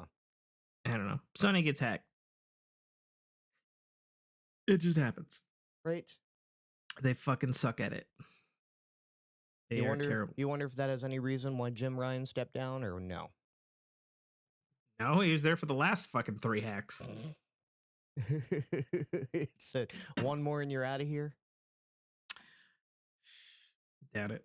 PlayStation CEO Jim Ryan is stepping down from PlayStation as of March 2024. You may remember Jim Ryan from lying to everybody's face about we're PlayStation, we believe in generations, and we don't do cross-generation games. Mm-hmm. And also, look at the graphics on our old PlayStation games. Who wants to play those? We don't have backwards compatibility. Nobody wants that. And a slew of other stuff, including closing down Liverpool and closing down the Vita store, Studio Japan and the Vita store, and all of the choices you don't like as a PlayStation gamer. This is the man. Yeah. This is the man who does not play video games. Mm-hmm. So that's at least one thing we can say about the Xbox CEO is that he is definitely a gamer. Mm-hmm. Well, and even, you know, the last couple of Nintendo CEOs, you know, at least the Nintendo of America ones, you know, they played games for sure. Yeah, that's the whole thing. But yeah, I say good fucking riddance. Right. Get somebody in there with vision, please. Oh, who did they pick as his successor for now? That's it. They don't. They have an interim one who is then going to pick the next one. But it's someone from Japan. Yeah. I couldn't pronounce the name if I tried. Yeah. I'd probably say something disrespectful. Yeah, no, that's fine. In other news, the Microsoft Activision buyout is finally approved in the UK, which is great news, if not for the fact that I guess the FTC here in America is trying to reopen the investigation to it for some fucking reason. And I'm just like, holy fuck. Can we just not at this point? Right. Like, it's been approved 6 different fucking ways from Sunday. People might not like it. It may or may not be a good thing. We don't know. But for fuck's sake, just fucking let it go. It's done. Everybody who tried to fight it lost. You know what this is? This is Sprint T-Mobile all over again. Oh, right? Christ. Yeah, no, I remember. Like, I AT&T, remember that took, everyone's what like, was hey, that, no, 2.5 no, years? you can't do that. And they said, yes, we can. And Sprint and T-Mobile said, why can't we merge? And they go, no, you can't do that. Stop it. Didn't they end up merging eventually? Yes. Wasn't that the ultimate thing? But it took like 3 years or something crazy. It took like 4 attempts and like 8 years. It's nuts. That's nuts. It's been a constant thing. Sprint and T-Mobile are merging, and they go, no, you're not. Yeah, so goes. Sonic Frontiers, the Final Horizon, a free giant DLC, launched on September 28th, just a few days ago. I booted it up to play, and then I fell asleep because I am a sad adult in a burning house who was tired. I was very excited for it. Like, it looks fucking dope. Right. When I downloaded the update, I was super pleased to see the update was fucking 13.5 gigs. Considering the base game was 40 gigs, I'm like, that's substantial. Ooh, yeah. That is go girthy. On. Yes. And also free? Right. Like, Yeah, I turned on my computer today and was like, let me make sure I have all the updates I need before I decide to go play, because I know that Forza is releasing in 3 days. 2 oh God, by the time Forza's we're done with out? that. Yep. God, I still haven't been back to fucking Forza Horizon 5 to play the Hot Wheels DLC. Right? Liza P came out. I want to actually try that. Good luck. I said good luck. Why is that? I don't know. Well, because it's a Souls type game. Oh yeah. I'm pretty sure I won't even come close to finishing it, but I want to try it. Okay, fair enough. Right? I'm always interested in stuff when it comes out. I mean, hell, I would have never downloaded Exominer had you not recommended it, and now you're never going to recommend me anything again until you've gotten like a 2 months head start on me. I mean, I don't think that way, but now that you said it, yeah. Like, hey, you should check out this great game that I'm level 100 in. You'll never catch up. Right. Yeah, no. So that's the video game news. Yeah, I mean, unless you want to, we do also have the Bungie bullshit that's been happening with them. I don't really know. It's just been some bullshit. I haven't played too much Destiny. Although I'm not even talking about the game. I guess they pissed off enough people that they've been subjected to like a weeks-long DDoS attack. Jesus. Yeah. Classic. Mm-hmm. Yeah. Well, don't piss off your fans. I mean, but they do it every week, though. Right. And it doesn't matter which, if you don't fix it, you pissed off the fans. If you do fix it, you pissed off the fans. Like, they're damned if you, they can't do anything right. Oh, it's no true. matter what. Yeah, no, but it's been that way with Bungie since Destiny launched. So, so it goes. Speaking of that, I did complete Crota's End, actually tonight. It was exhausting because we have been trying to beat it many weeks in a row now, and I don't know if it was fun. At the end of the day. You didn't get people getting kicked to the screen, to the home screen a lot. Oh, lucky you. I didn't have any of that tonight. But it's done. I killed Crota again. You have his ass for a Whoopee. hat. I guess, sure. What I did though play this week was I played a whole heck of a lot of Spartan 117 Master Chief in Rainbow Six Siege.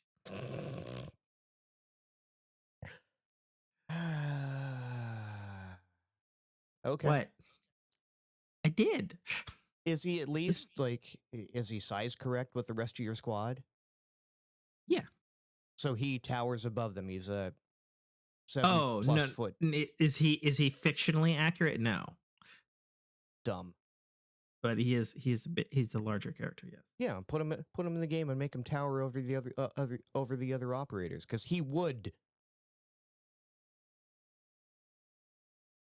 It tickles me that this is the tact that you're taking with this, because A, I agree, but B, it wouldn't really make sense for gameplay. What I will Then you say don't put though, Master Chief in it. This isn't Fortnite. too bad he's in it. Probably has something to do with the fact that Microsoft's selling all the streaming rights in the UK to Ubisoft. Maybe. I will say he is modeled so perfectly after his Infinite model. Other than the size, yes. Yes, other than the size. He looks fantastic. As a 5'9" operator, yes. He is a skin for the 6'2" character called Sledge, which is a starting operator.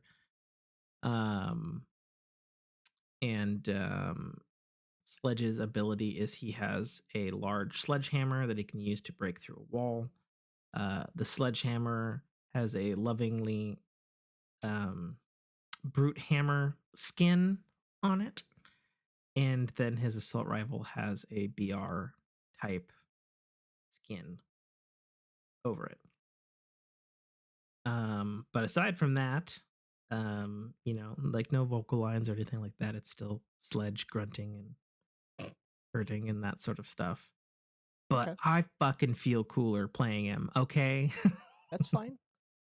I understand your love for Master Chief, and at least they put him on a 6'2" body, I guess.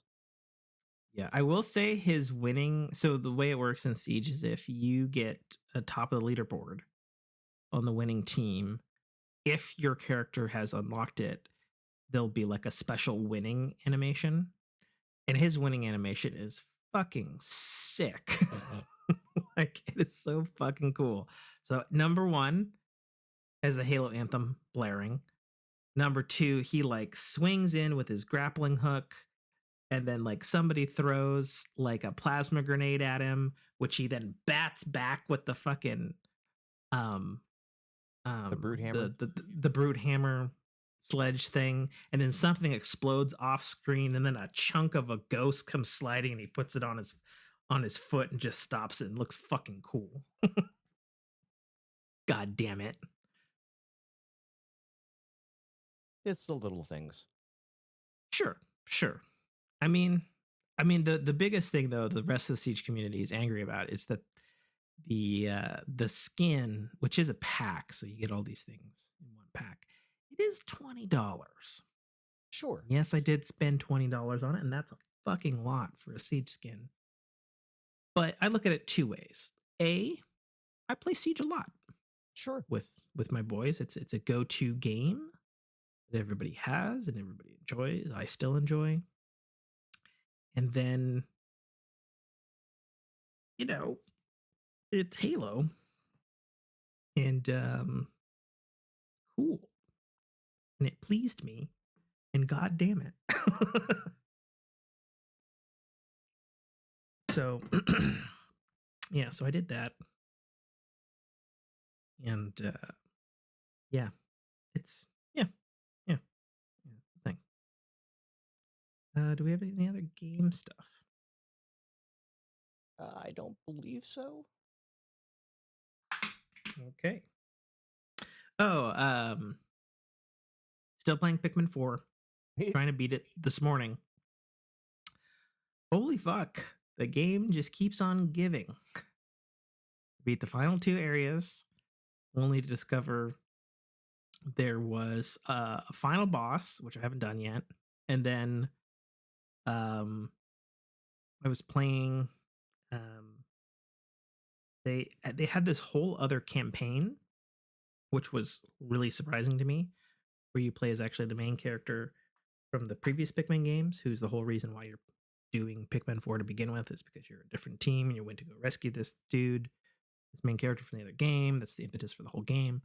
And he's like, oh, well, let me tell you my tale. And his tale turns out to be the entirety of the main campaign with remixed levels. Okay. Like, it's the same maps, but like different puzzles, different objectives, different enemies. And it's like, what the fuck? That's a lot of content. And all of that with a time limit where if you don't get all like 30 spaceship parts or some shit, you die of asphyxiation because he doesn't have air or something. Which is par for the course for Pikmin, because in all the other games, there's a time limit of some kind in each of the games. And that's the one thing Pikmin 4 didn't have in its main campaign, is a time limit. But then this side campaign does. And the side campaign was a fucking blast, I must say. It's just really wild because it's like, it's so much fucking content. Like, you have all of the fucking main game, all of the side stuff, you have all this challenge rooms, you have the extra 2 whole ass fucking maps to do after you beat the campaign. Then there's a whole ass campaign using all of the other maps. And then after I beat that, I unlocked this other thing where it's a gauntlet of 10 stages of super intense timed puzzles. And I'm like, holy shit. This game has a lot to offer. Thankfully, I looked it up because at this point I'm like, holy fuck, where is the end? Where's the actual end where I can say, and it looks like I just have these 10 to do, and then the final boss, and I will have 100%ed the fuck out of this game. And I can be done with it, even though I'm so fucking far behind on everything. I haven't started my Spider-Man replay, even though Spider-Man 2 is out in like 20 days. You know what I did do that was super, super weird though? I went back to Cyberpunk for a couple of evenings. Okay. I hear it just got a good patch. Yeah, so they 2.0'd it, and it is unrecognizable as far as what I remember playing Cyberpunk as. I mean, it's still Cyberpunk, but like when you go into the menus, you're like, oh. This is different. This is how it should have been. Gotcha. Maybe. So I'm trying to remember. I don't remember. Okay. I did what a lot of YouTubers and podcast people had told me about, given the 2.0. And since I hadn't played in a couple of years, I decided to just start a new character. Okay. So I did that, had a great time. I did pick up the DLC because I believe that the developers should be supported for their efforts, because everybody says the DLC is fucking amazing. But it's also just like, I feel bad to myself on, I could have like waited a bit to start Cyberpunk again, because I do remember at one point in time I was close to beating Atomic Heart, and I should probably go back and beat that, and I know it has DLC, and I'm just like, listen, there's so much fire in my house that it's a little hard to focus on completing video game backlogs. Yeah. Okay. Like it's just difficult. You know, video games this year are like a fucking AM PM, you know, it's just too much good stuff. I know, old joke.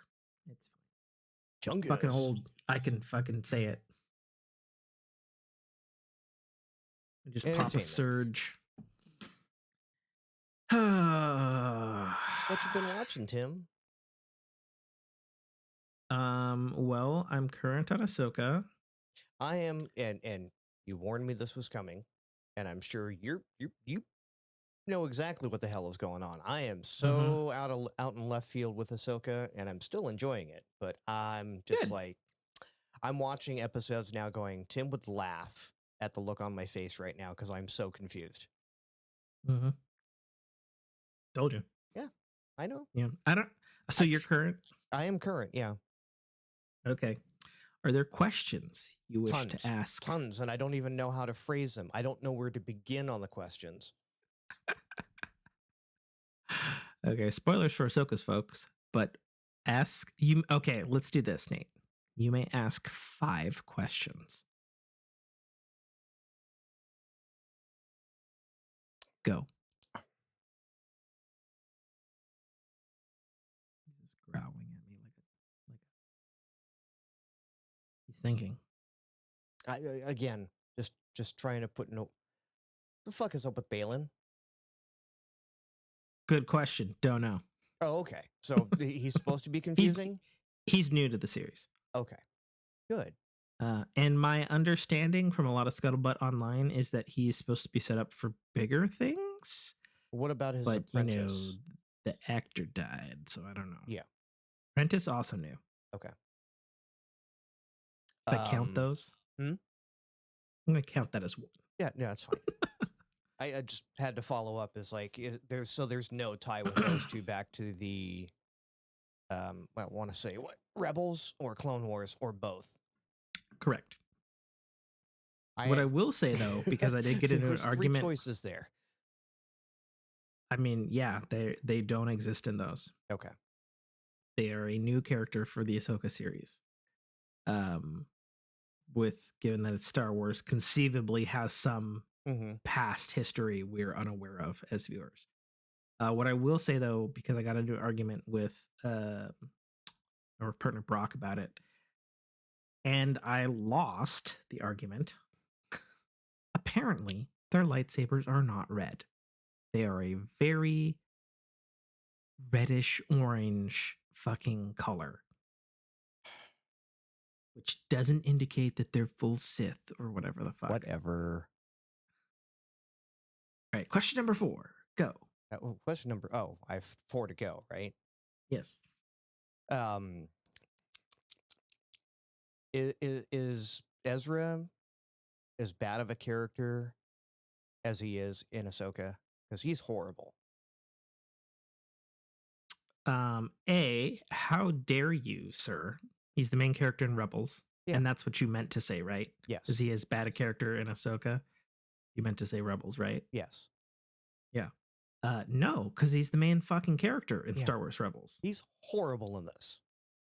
Okay, well, how dare you, sir? So he was this. How dare you? He was this character in Rebels, or because he is badly acted, as far as I'm concerned. Okay. He is horribly uninteresting in this, as far as I'm concerned. What little bit I've seen of him. Sure. Yeah, I mean, they haven't really given you any information about him other than Sabine wants to find him. Right. Which is but apparently everyone wants to find him. I mean, I guess. Sure fucking doesn't seem that way from the council and all the fucking people and whatnot, but whatever. Right. I don't know how to accurately answer that. Like, I get that he's terrible for you. He feels like a live action version of a character that I grew to love over 4 seasons.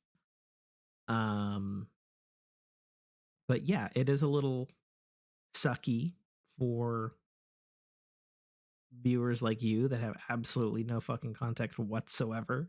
And it's like, oh, here's just this bearded guy with blue eyes. And I guess he can use the Force. Okay. He likes to throw people and doesn't like lightsabers, apparently. Because yeah, I thought that was weird. I was like, it is yours, though. Right? No, it's not. It's yours. It's yours. It's yours. I gave it to you. You took it. I'm like, really? Okay. Yeah, I don't know. I don't know about that. We'll see. Space okay, whales? Next question. What about space whales? Oh, is that the question? Yeah. Space whales. Then yes.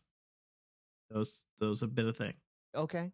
I was like, this seems very like Voyage Home, but we have, hyperspace whales. Yep, those have been in Star Wars for a while now, buddy. Okay. I believe they're mentioned, if not shown, in Clone Wars. They're for sure fucking shown in Rebels. Mhm. Um, Okay. and they're actually shown, if not mentioned explicitly, in Star Wars Solo as being one of the few things that can do the Kessel Run. Oh, right. Yeah. There you go. Okay, so that's That's three. I 3. got 2 We've left. got 2 left. Yeah.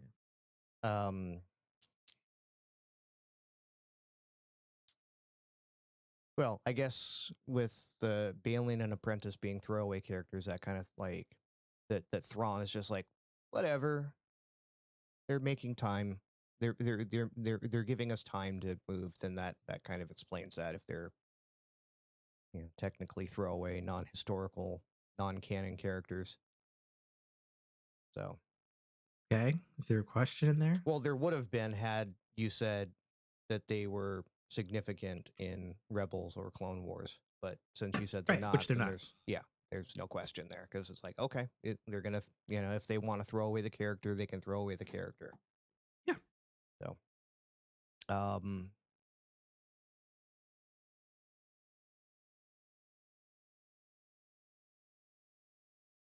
have a cat literally sitting in front of you on my screen that you can now see the ear for. Use the Force. This is kind of hilarious. He wants to get to know you. Fuck off, cat. She can't hear you though. I don't want to get to know you. Oh, hang on. Before I forget, you jogged something in my memory. Okay. That usually you don't jog until we're fucking done with the show and uploading the things. Speaking of cats, so like I said, I've been doing a lot of metal cutting and shop work stuff lately to prepare for jobs. And some fucking gray tabby cat thing ran into the garage. I have yet to see it run out of my garage. I had the door open for almost all of Friday, and I have not seen it leave. So if it's still in the garage, I find a dead cat died of starvation or something in there. Don't. Not my fucking fault. Cable. That's all I have to say about that. Yeah. Fucking cats. And I got my old one. My old one's over here, pissed off that this one is in my office now. I would be if I was an old cat. I'd be like, yeah, fuck that cat. There's 2 sounds going on here. Meh and murr. Meh. Murr. The meh and murr show. Yeah. Okay. Last question. I guess I don't really. Last 2 questions. No, well, yeah. I'm gonna throw that one back because. Yeah, I just don't. The whole, like. I just don't have the backstory on the characters, and sure. The other live action series I think they did a much better job at kind of informing you. And this one has done not a very good job at that. It just expects you to know, which again, that's fine. That's on me, not them. It's just the first time I've ever watched a live action show and gone, I don't know what's going on here. Fair enough. So, I mean, my take on it, like, we're getting our final episode next week. I don't know how the fuck they're gonna wrap everything up in an episode. Like, right? That annoys me. It feels like there should be. This feels like it should have been a 10-episode run. 100%. Right. 100%. It feels like it should have been a 10-episode run. Because the thing is, like, this show is trying to accomplish almost too much, I think. Because, like, on the one hand, the show's called Ahsoka, but despite the fact that it's called Ahsoka, we spent a fuckload of time with Sabine and General Syndulla and obviously Ezra and Thrawn and all of these characters that are from Rebels Right. and delight me to see in live action because I love Rebels. But also, like, where are we going? Right. with Besides this? flying away on a And space whale. why did we take so fucking long to get to this other fucking planet? Mhm. Like, I don't understand some of the pacing in I this I don't show understand any of the at pacing. all. So I don't know. I think there's some pundits on the internet that are saying that this isn't going to get resolved in this, and then this is going to lead into like the big old Marvel style team up movie with like Ahsoka and Mandalorian, and they're going to fight Thrawn, and it's going to be a whole ass fucking movie. And I'm like, okay, but also No, yeah.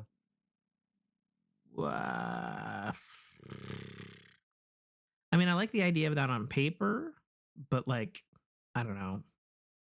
Like, uh, I don't know. I don't know. I have problems with the pacing. Yeah. Not necessarily the story. I have, and again, I have no problems with the story. Other than that, and again, it's a me problem that they give none fucks if you don't know the characters. Mhm. Like, well, in some things, like even I had to like look up, be like, wait, why are they called night troopers? And then I looked it up, and it's like, sure. oh, it's because they're dead, and this is an army of fucking space zombies, right? Resurrected by dark magic. Mm-hmm. Huh. All right. Like, which I suppose is where the witches come in, right? I mean, yes and no. They have a long history in Star Wars. You can thank Lucas for that one. Okay. They have a long history. You know, they like helped like resurrect Darth Maul and like a whole other. There's a bunch of shit. There's a lot of stuff. Yeah, I noticed that with the Witches of Death in there. Dooku's name was mentioned, and I'm like, didn't Anakin chop his freaking head off? Mm-hmm. Why would he be telling Ahsoka to worry about Count Dooku when at that point in the story he was already dead? No. That's canon accurate. So to be clear, the Clone Wars TV show takes place between Star Wars Episode 2 and 3. Okay. That's like the whole last 6 years that war went on. Gotcha. Because when you jump from the end of Attack of the Clones, which is not called Clone Wars, and everybody gets that confused. Right. Clone Wars is a series. Yes, Clone Wars is the series covering the whole expanse of the war of the Clone Wars. Whereas Attack of the Clones is the start of it. And then cinematically, yes. Revenge of the Sith is the end of it. Gotcha. Literally. Yeah, because I think even in Revenge of the Sith in the opening crawl, it's like it's been 6 years or some shit like that. You know, and the Clone Wars are coming to an end, or whatever the fuck it said in the opening scroll.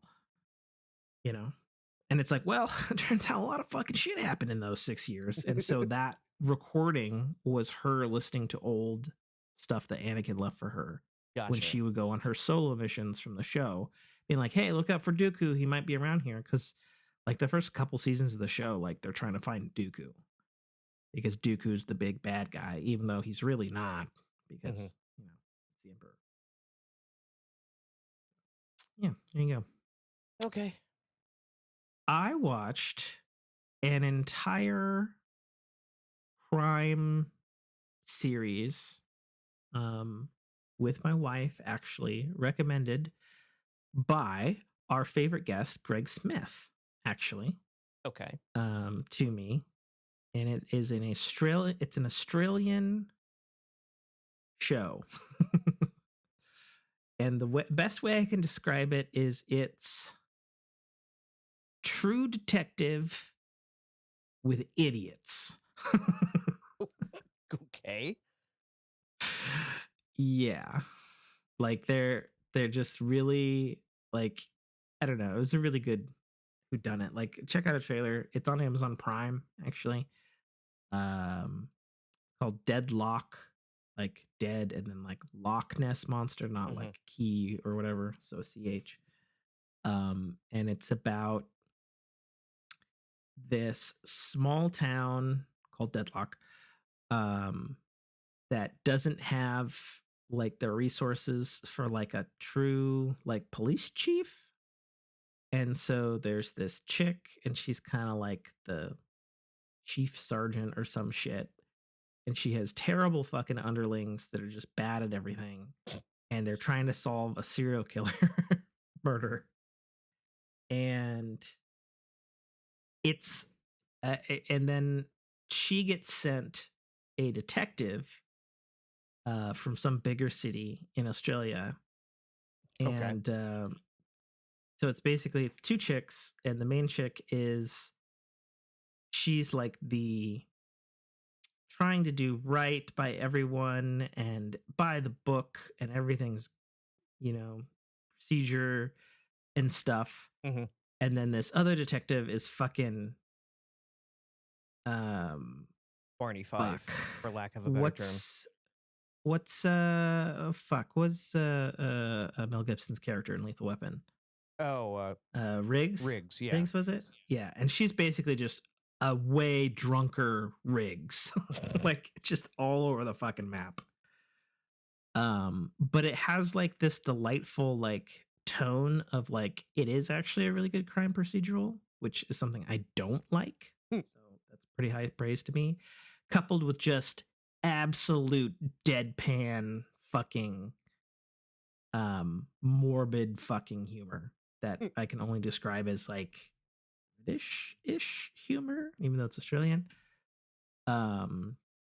So it'll be like, oh, we're hot on the killer's trail. They like take off on the fucking lot, and like they're got their police siren on, and then like the assistant is like they start like heading one direction. They're like, yeah, but the body's actually the other way. And then they like slam on the thing and pull a U-turn and shit.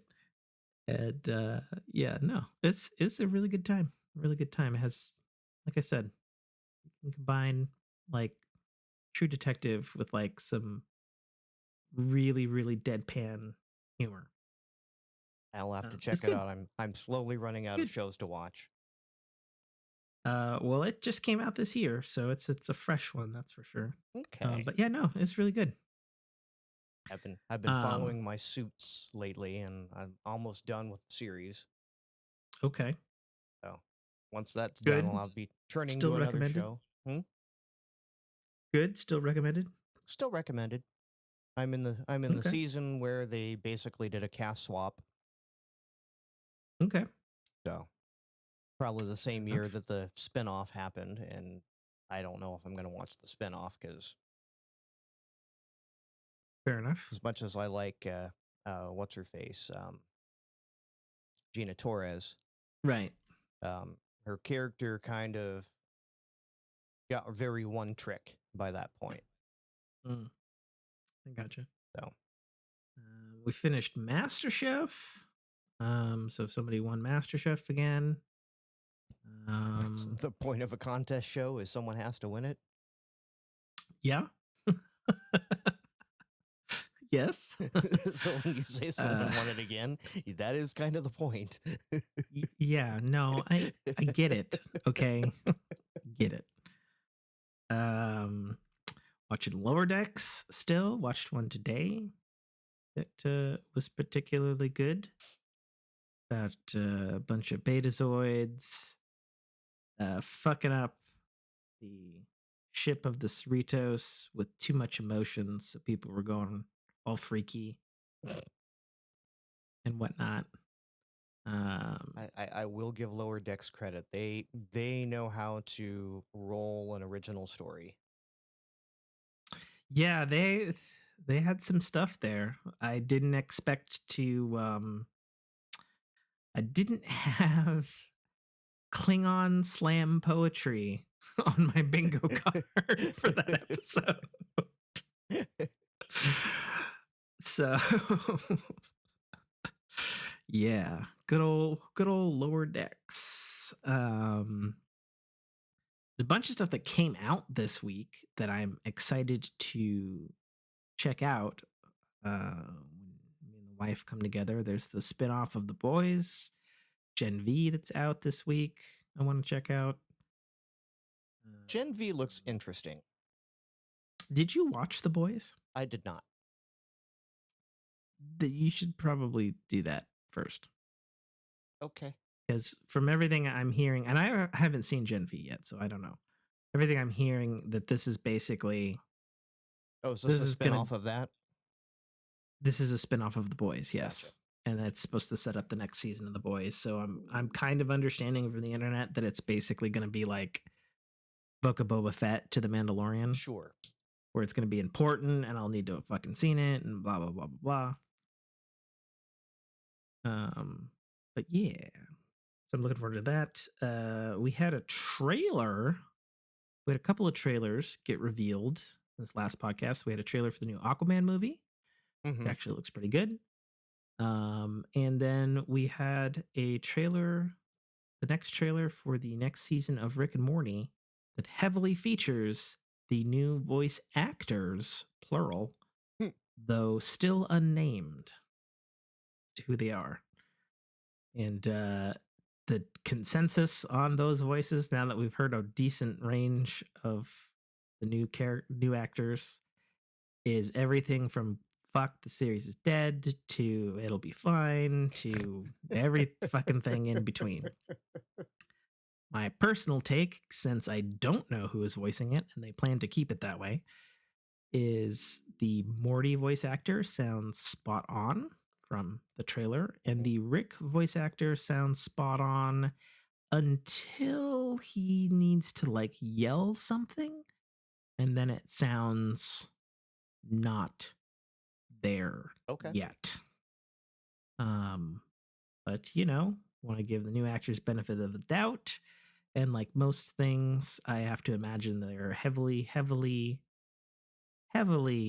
voice directed, and probably a decent amount of pressure, you know, because they need to match an existing thing and replicate that, while also they are still human and voice actors, so they have to find their groove as well for whatever that is. And you have a rabid fan base that is just going to be super critical. Yes, like I go back absolutely. and listen. Like I watched anything Sesame Street today, and none of the voices are the ones I grew up with. And you know what? I don't care. You know, Kermit does not sound anything like Kermit, and so be it. I'm not going to get my my panties in a wad over it. Fair enough. Yeah. Fair enough. Yeah, so we'll see on that. I think, did I watch anything else? Watched a couple episodes of X-Files with the wife. Oh, which is good. I've been slowly getting her into X-Files for like a year now. But as it's gotten closer to spooky season, she wants something a little more spooky. Sure. And that is something X-Files certainly fucking delivers. You think so? Okay. I think so. I think a lot of the shit still holds up really good. We watched several episodes recently, and yeah, you know, pretty much until there's CGI usage, the effects hold up real well. Okay. You know, but yeah, no, I think X-Files holds up really well as far as an old 90s show goes. You know, especially because, and you might not know this, but or maybe you do, I don't know. You know, a lot of the way that it is filmed set the precedent for the way a lot of stuff is filmed even today. Right. Like the camera angles, the way they use natural lighting in the sets, like the whole 9 yards. So, you know, and they've had their digital remaster and all that sort of stuff. So it still looks pretty dang good on the screen. You know, I think the only jarring part is, you know, when somebody uses a phone. Oh yeah, don't even get me started watching some, you know, going back and watching things and seeing the what they considered tech. Yeah, no, for sure. But yeah, no, I don't know. It's I'm still a big X-Files fan. It fits the bill for it's a police procedural, I guess, if you want to call it that. That scratches that itch for my wife, and it's weird, so it scratches that itch for me. But I mean, I was a fan before, so it's not like Sure. it's it's familiar to me. So yeah, no, it's good stuff. It's good stuff. I think that's pretty much it because we haven't been seeing any movies lately because schedules have sucked. Mm-hmm.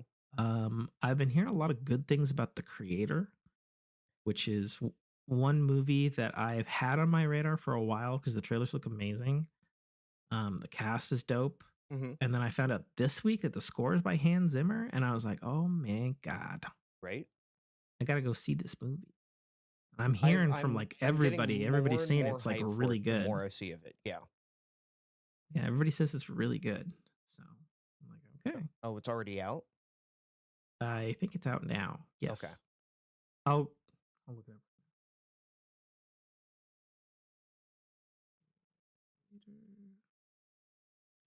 I might have to do a movie night with the wife then. Yep, came out yesterday. Cool. 2 hours 15 minutes. It's perfect. That's the perfect length for a movie, I think, now. Yeah, maybe. I think it depends on the movie. Like, I don't know. The Creator might be really good, and there might be like a ton of world building. It's like, 2 hours and 13 minutes is a little short for that. Okay. But I don't know. We'll see. We'll see.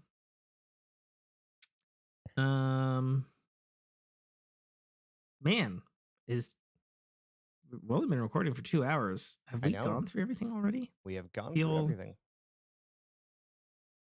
It's been like I didn't do stuff. It's been kind of a topic light week, and as things go. But we're bi-weekly. Like, there's things that occurred. Probably. Usually our life topic has run a little bit longer. That is true. So they're both light for various reasons. Light. We were light on life. Definitely. Well, we were real light on life. We were light on.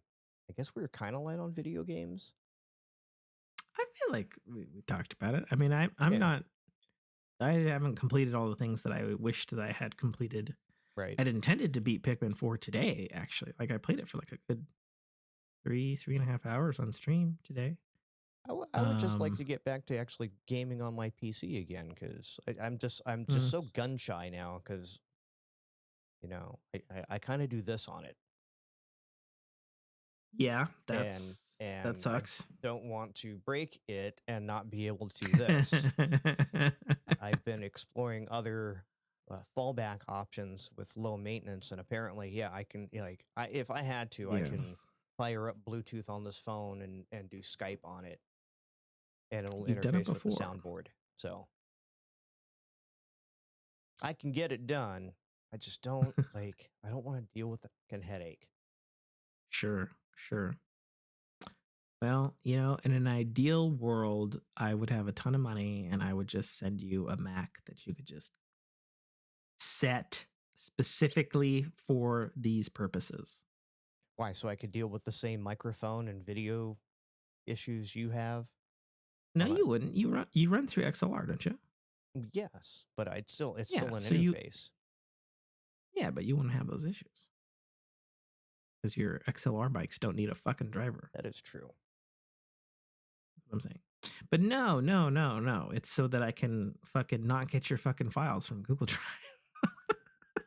Where would you get them from? Well, see, if I sent you a machine, you would just put them on the desktop and then they would appear on my desktop.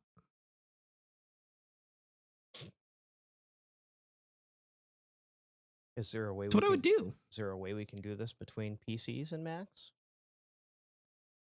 I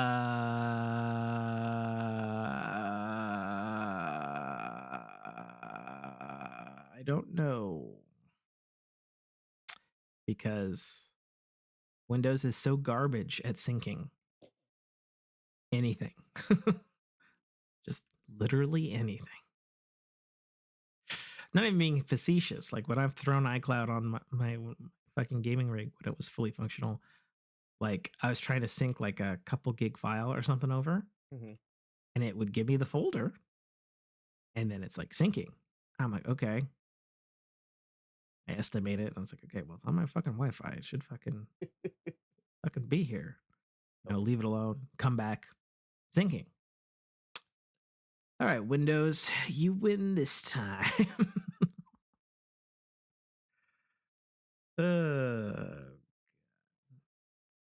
But yeah, no, I guess this is it. I guess we have a short show. Yes. Unfortunately. What do you mean, unfortunately? It means we can I don't actually know. get to sleep at a decent hour. Yeah, that's true. It means we're going to be on the phone after this, and we'll be talking about the one topic we were real light on. I mean, maybe. I've been forbidden from it, remember? Oh, I thought it was just forbidden from talking about it on show. No. Okay. We can talk in Vagaries. Gotcha. So, yeah, I guess this is the end of the show. Sorry, kids. We'll try better next time. Get forked. Yep. Do it. Thank you for listening to a Dynamic Works production podcast. You can find our podcast at www.dynamicworksproductions.com. Feel free to email us at dynamicworks@mac.com.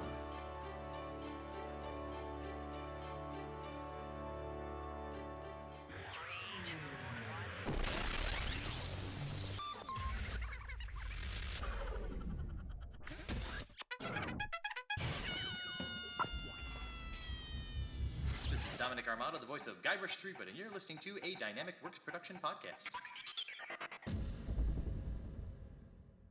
The Citadel, Arrival, is the first installment in a series of epic science fiction short stories reminiscent of the Pulp Fiction style. It's a fast-paced story that will take you through twists and turns that you will not expect, until they are thrust upon you with all the force, excitement, and chaos of a plasma cannon blast.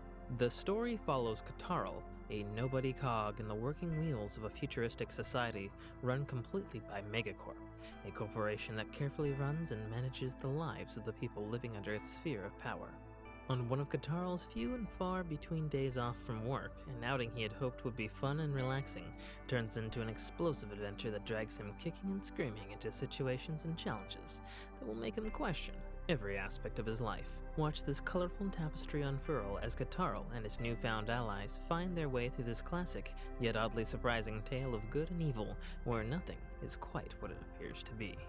That's The Citadel, Arrival, by author Tim K. Trotter, available right now on Amazon Kindle Store and iTunes iBookstore for only $2.99.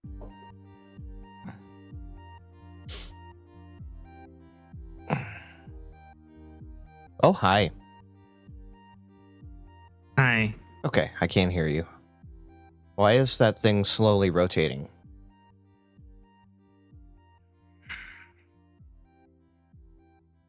Whatever. You need a razor. I'll do that when I give a shit about life. All right, let me turn on the...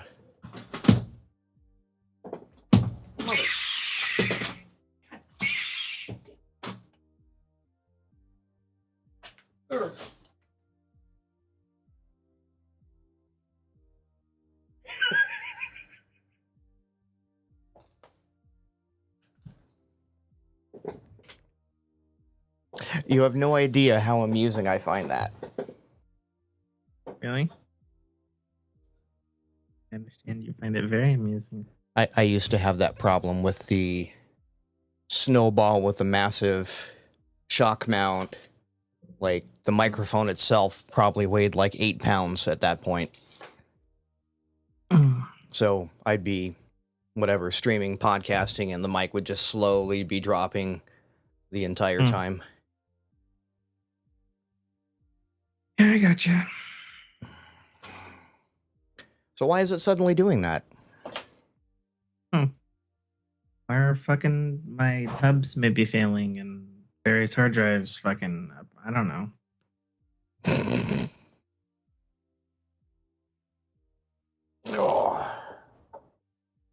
All right, let's do show. Are you sure you want to do this? We can put it off a week, man. No, it's fine. Okay. I'd offered to do the editing, but I don't think I have all the requisite intros, outros, and sound files. I'm sure I could get them to you, but I have to reinstall Logic and. Well, if it comes down to it, I'll throw myself on the fire for this one. Can't spin it yet. We haven't done our count in. Do what I want. All right. You rolling? I'm rolling. What? Yeah, make sure I am rolling. Yes, I am rolling. You're like, yes, of course. Wait a minute. Am I? Had to check the flux capacitor to make sure it was still fluxing. And 3. Hold on. 2. 1. 1. Cut in. Cut in. That was really terrible. We need to do that again. That delay is going to fuck me. In 3, 2, 1. Cut in.